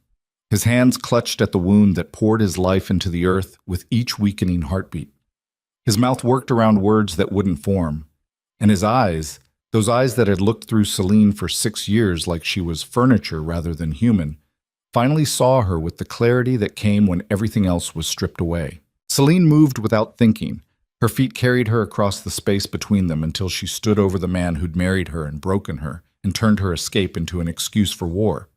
She should feel triumph, should feel vindicated, should feel something other than the hollow exhaustion that came from watching someone who'd held absolute power discover that power was just an illusion maintained by collective agreement. Cedric tried to speak. Blood bubbled past his lips, turning words into drowning sounds. But Celine understood anyway. She'd spent 6 years learning to read the language of his silences and dismissals. Now in his final moments, he wanted absolution or explanation, or maybe just acknowledgement that he'd been something other than a monster. She couldn't give him any of those things. "You made me invisible for 6 years." Her voice came out flat and empty. "You paraded me at functions and then forgot I existed the moment we were alone. You told me I was paranoid when I asked about the Eastern Wing. You called me hysterical when I questioned your late meetings. And when I finally found the courage to leave, you turned me into a criminal to justify hunting me down." Cedric's hand reached toward her. Whether in plea or threat, she'd never know. The gesture fell short as strength fled his body in red rivers. "I hope whatever you built with Ravane was worth this." Celine felt tears on her face, but didn't know when they'd started. "Because you died for pride, Cedric. Not love. Not even hate. Just the inability to accept that something you considered property had walked away." His eyes held hers for another heartbeat. Then the light behind them flickered and went out. And King Cedric Rowan became just another body cooling in the snow, while winter prepared to bury him with all the other men who'd believed their power was permanent. Lucien collapsed beside the corpse. Blood loss and exhaustion finally catching up now that survival instinct no longer held him upright. Celine dropped to her knees, her hands finding the wound in his side that pulsed with each labored breath. "Don't you dare die on me." The words came out fierce despite the terror clawing at her throat. "Not after everything. Not after choosing principle over peace. Wasn't planning on it." Lucian's voice was rough with pain, though my body might have other ideas. "Medic!" Celine screamed it to anyone listening. "Get a medic now!" Theron appeared with 2 soldiers carrying field supplies. They worked with efficient brutality, packing the wound, binding leather and cloth tight enough to slow bleeding. Lucien's face went white as old bone, but he stayed conscious, his jaw locked against sounds that wanted to escape. The Southern Army stood frozen in the aftermath. Their king dead, their formation shattered. 500 men who'd marched north to reclaim property now faced the reality that their cause had died with the man who'd demanded it. Some looked ready to resume fighting, others looked ready to flee. Most just looked lost. A Southern commander rode forward under hastily raised white flag. His face was weathered and tired, carrying the expression of someone who'd survived too many battles to believe in glorious warfare anymore. "Lord Draven lives," his voice carried across the silent field. "King Cedric does not. We have no orders beyond retrieving the fugitive queen. Without our king, those orders are void. So what now?" Theron stood, his sword still drawn but point lowered. "You retreat, and we pretend this didn't happen. We retreat and report that King Cedric died in combat, attempting to reclaim stolen property. What happens after that is for the Royal Council to determine." The commander's eyes found Celine. "The woman stays or goes by her own choice. We're not dragging corpses back for political theater." The distinction mattered more than words suggested. He was offering her freedom by default, not because it was right, but because continuing the fight would cost bodies nobody wanted to spend. Practical mercy born from exhaustion rather than principle. "She stays." Lucien forced the words out through gritted teeth. "Under Northern protection. Anyone who challenges that can take it up with me when I'm not bleeding." The Southern commander nodded once, then turned his horse. His army followed in ragged formation, men who'd come to enforce one man's pride now departing because that man had discovered mortality wore no crown. Celine watched them disappear toward the southern border, taking Cedric's body with them on a hastily constructed litter. 6 years of marriage ending with him dead and her kneeling in frozen mud, wondering if freedom always required this much blood. The Northern forces began the grim work of aftermath, collecting their own dead, tending wounded, counting the cost of principle measured in bodies. 17 dead, 43 wounded. Numbers that would translate into empty chairs at family tables, and children who'd grow up without fathers and mothers who'd aged decades in a single morning. Celine helped where she could, her training making her useful with bandages and wound cleaning. But mostly she moved through the carnage, feeling the weight of every corpse like stones piled on her chest. These people had died because she'd run, because Lucien had protected her, because Cedric had valued pride over peace. The math was complicated, but the result was simple. Survival had costs, and someone always paid them. Alara found her as dusk settled, the younger woman limping but alive. Blood matted her red hair and a gash across her forehead would scar, but her eyes still carried that fierce determination that had recognized kindred survival when Celine first arrived. "You're still here." Alara's voice held relief and something deeper.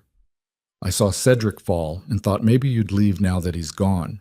Where would I go?" Celine heard exhaustion in her own voice. "Back to Aramor to face a council that blames me for their king's death. South to territories that see me as dangerous precedent. I'm trapped by freedom, which is possibly the cruelest irony. Or you stay here and help rebuild what the fight damaged." Alara settled beside her on the blood-stained ground. "Make the cost mean something instead of just being waste. How do I make 17 deaths mean something? By living like they died for something worth it. By being the kind of free that makes other trapped people believe escape is possible.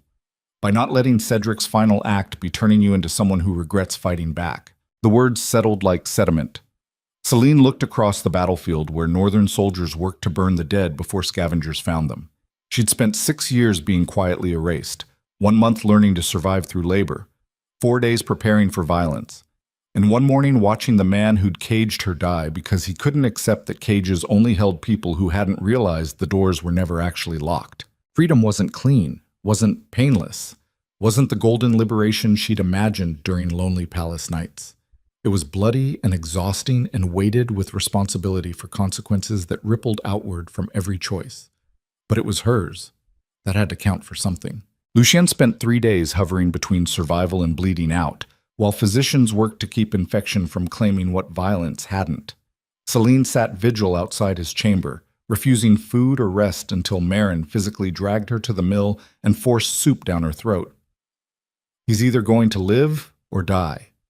The older woman's voice carried the blunt practicality of someone who'd watched too many battles to believe hoping changed outcomes. "Starving yourself won't alter which. He's dying because he protected me. He's injured because he chose to fight rather than capitulate. That's his decision, not your burden." Marin's weathered face softened slightly. "You want to feel guilty about something? Feel guilty about all the grain you're not hauling while you sit around waiting for a man to either recover or not." The suggestion was absurd enough to almost be funny. Celine ate the soup and returned to work, letting physical exhaustion drown the thoughts that spiraled when she held still too long. Her hands remembered the rhythm of labor, and her body fell back into patterns that didn't require conscious thought.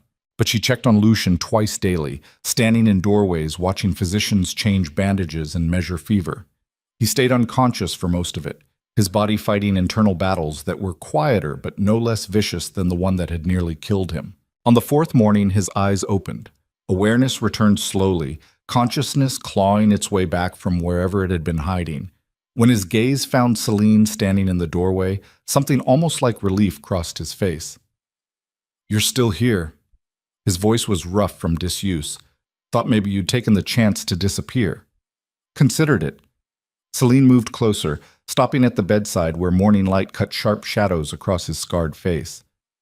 "But turns out, I'm tired of running." "Good, because I'm going to need help managing the political aftermath of killing a king." Lucien's mouth quirked in something too pained to be a real smile. "Apparently that creates diplomatic complications." "Just complications." Celine felt her own mouth twist. "Not regrets. None." He said it with the certainty of someone who'd made peace with consequences before actions. "Though I'd prefer not to repeat the experience. Getting stabbed is significantly less glorious than the war songs suggest." The dry humor felt like life returning to normal rhythms. Celine settled into the chair beside his bed, exhaustion finally catching up now that survival seemed more likely than death. They sat in silence while dawn spread across the northern territory, touching forests and mountains and the battlefield where men had died for concepts like freedom and dignity that couldn't be held or counted, but apparently mattered enough to bleed for anyway. Eventually, Lucian spoke again, his voice carrying weight beyond the words. What happens now? With you? I don't know. Celine stared at her hands. Calloused from work, scarred from training, still occasionally shaking when she let her guard down. I spent 6 years being someone's queen, 1 month learning to be nobody. I'm not sure I know how to be anything in between. Maybe you don't have to be anything except yourself. Lucien's gray eyes held hers. No title, no role, just Celine figuring out what she wants beyond not being controlled. The simplicity of it was almost overwhelming, just being herself, not performing for courts or surviving in mills or training for violence, just existing without having to justify that existence through utility or beauty or submission. She didn't know how to do that yet, but maybe learning was the point. The weeks that followed brought the slow grind of reconstruction. Northern Territory absorbed the dead and wounded, redistributing labor to fill gaps. Trade routes that Cedric had threatened reopened cautiously as the Southern Kingdom descended into succession chaos.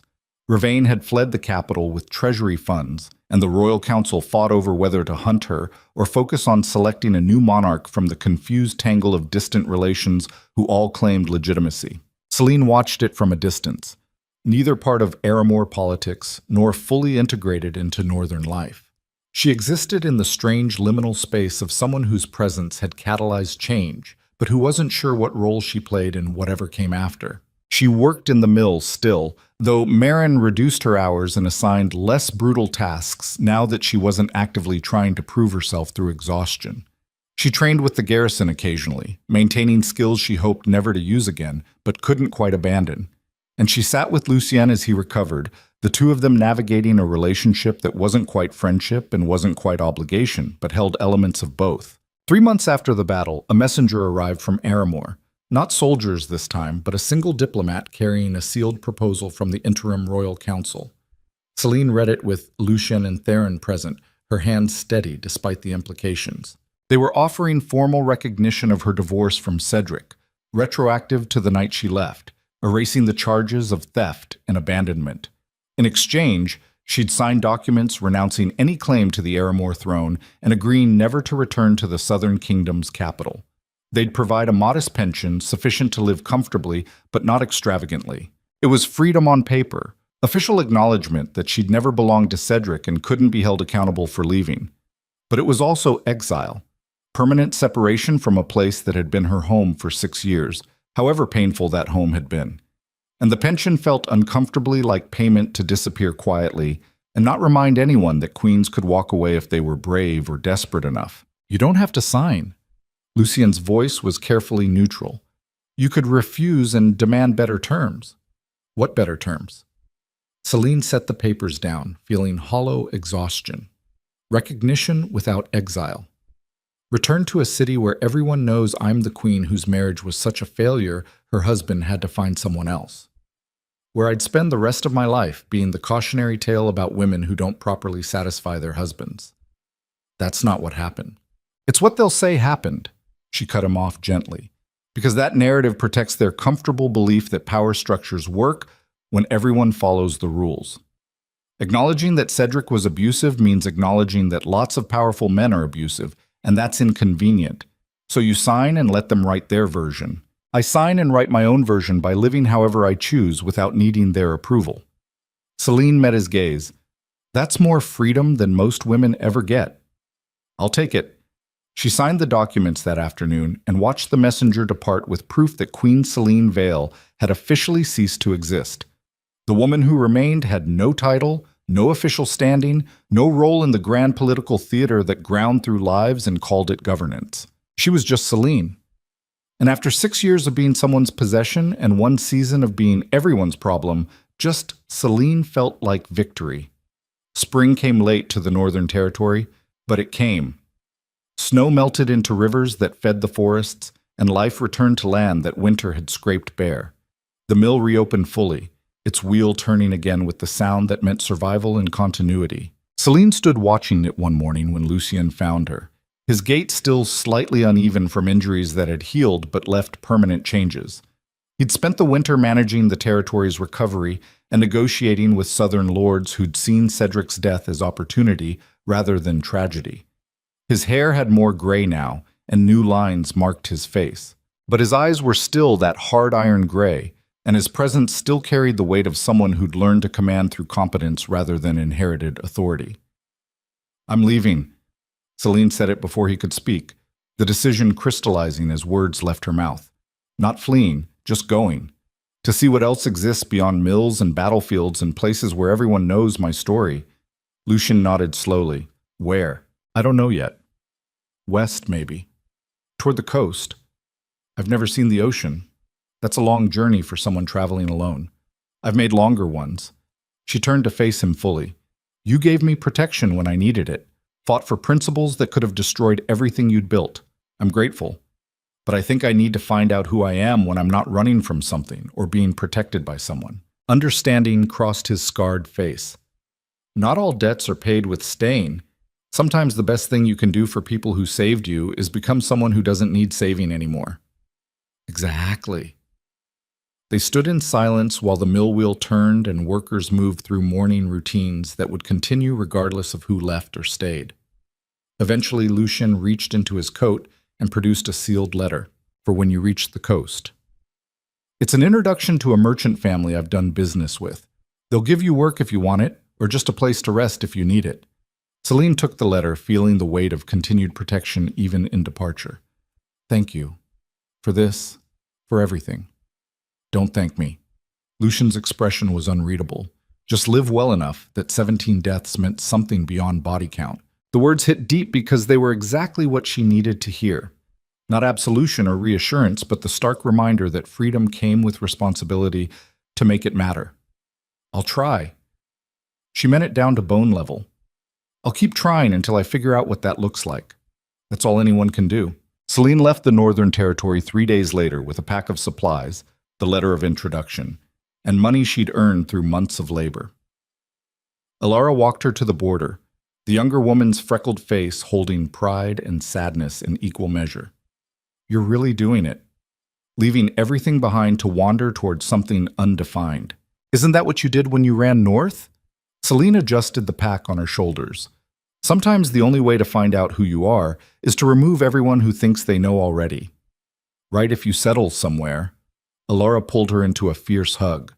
Or if you need help. Or just because you want someone to know you're still alive and free. "I will."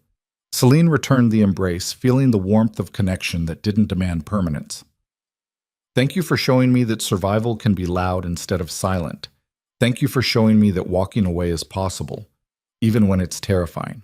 They separated and Celine walked west into forest that held no memory of who she'd been or what she'd survived. The trees didn't care that she'd been queen or fugitive or the excuse for violence. They just stood ancient and patient while she passed through their shadows toward whatever came next. The journey took weeks. Celine moved through small villages and avoided cities, working odd jobs for food and shelter. She discovered she was good with her hands, could fix things, haul things, clean things with the efficiency learned in Marin's mill. People asked few questions when you showed up willing to work, and the anonymity felt like breathing clean air after years of suffocation. She reached the coast on a morning when fog rolled thick off water that stretched to horizons she couldn't see. The ocean was louder than she'd expected, constant thunder of waves against stone, the cry of birds she didn't recognize, salt air that tasted like nothing she'd ever experienced. Celine stood at the edge of the world and felt something in her chest finally release. Not happiness exactly, not peace, but the absence of the constant pressure that had defined every moment since Cedric placed a crown on her head and called it a gift. She was nobody here, just another stranger staring at water and trying to figure out what came next.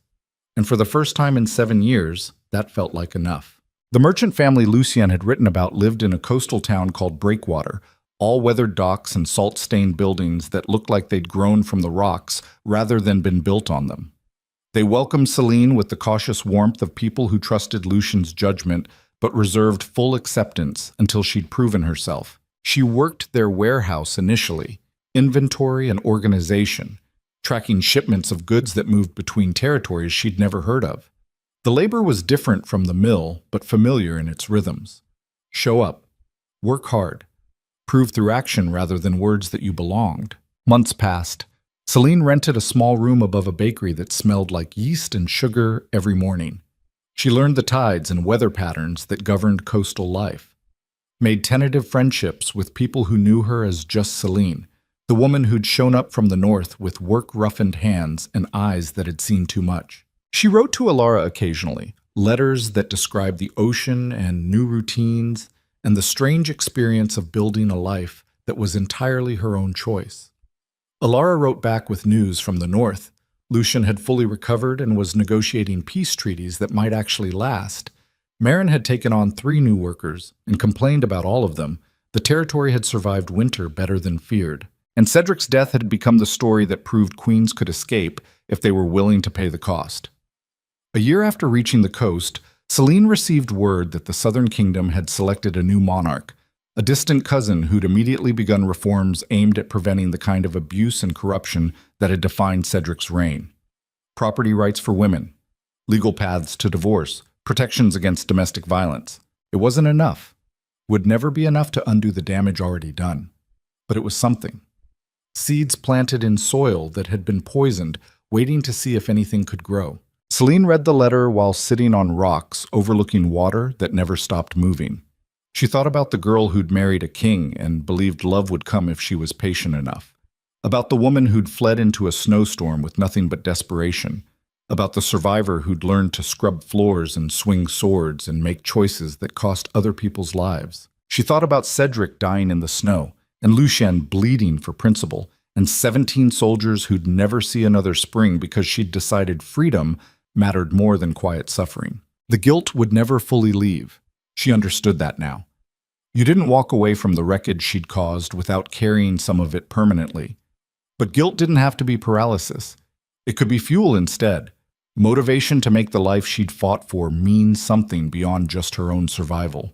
Celine stood and walked back toward town, toward the warehouse and the modest room and the life she was building, one deliberate choice at a time. She didn't know if she'd stay here forever or move on eventually. Didn't know if she'd ever stop looking over her shoulder for threats that were probably finished but felt permanent. But she knew she was free in ways that mattered. Free to work or rest. Free to stay or leave. Free to build relationships or remain solitary. Free to be mediocre or exceptional or anything in between without needing to justify that choice to anyone except herself. And maybe that was what real power looked like. Not the ability to control others, but the freedom to determine your own path without permission or apology. Celine reached the bakery as evening settled, the sky turning colors she'd never seen from palace windows. She climbed the stairs to her small room and lit a candle against gathering darkness. Tomorrow, she'd work. Would eat meals she'd earned. Would watch the ocean and remember that even the most powerful storms eventually passed. Tonight she'd sleep in a bed that was entirely her own, in a room nobody could enter without invitation. In a life she'd built from rubble and determination and the stubborn refusal to accept that being crushed was inevitable. She'd been Queen Celine Vale once, had worn crowns and silk and the invisible chains of belonging to someone who didn't see her as human. Now she was just Celine, free and flawed and figuring it out one day at a time. And that, bloodied and imperfect and hard-won, was the truest kind of victory she'd ever known.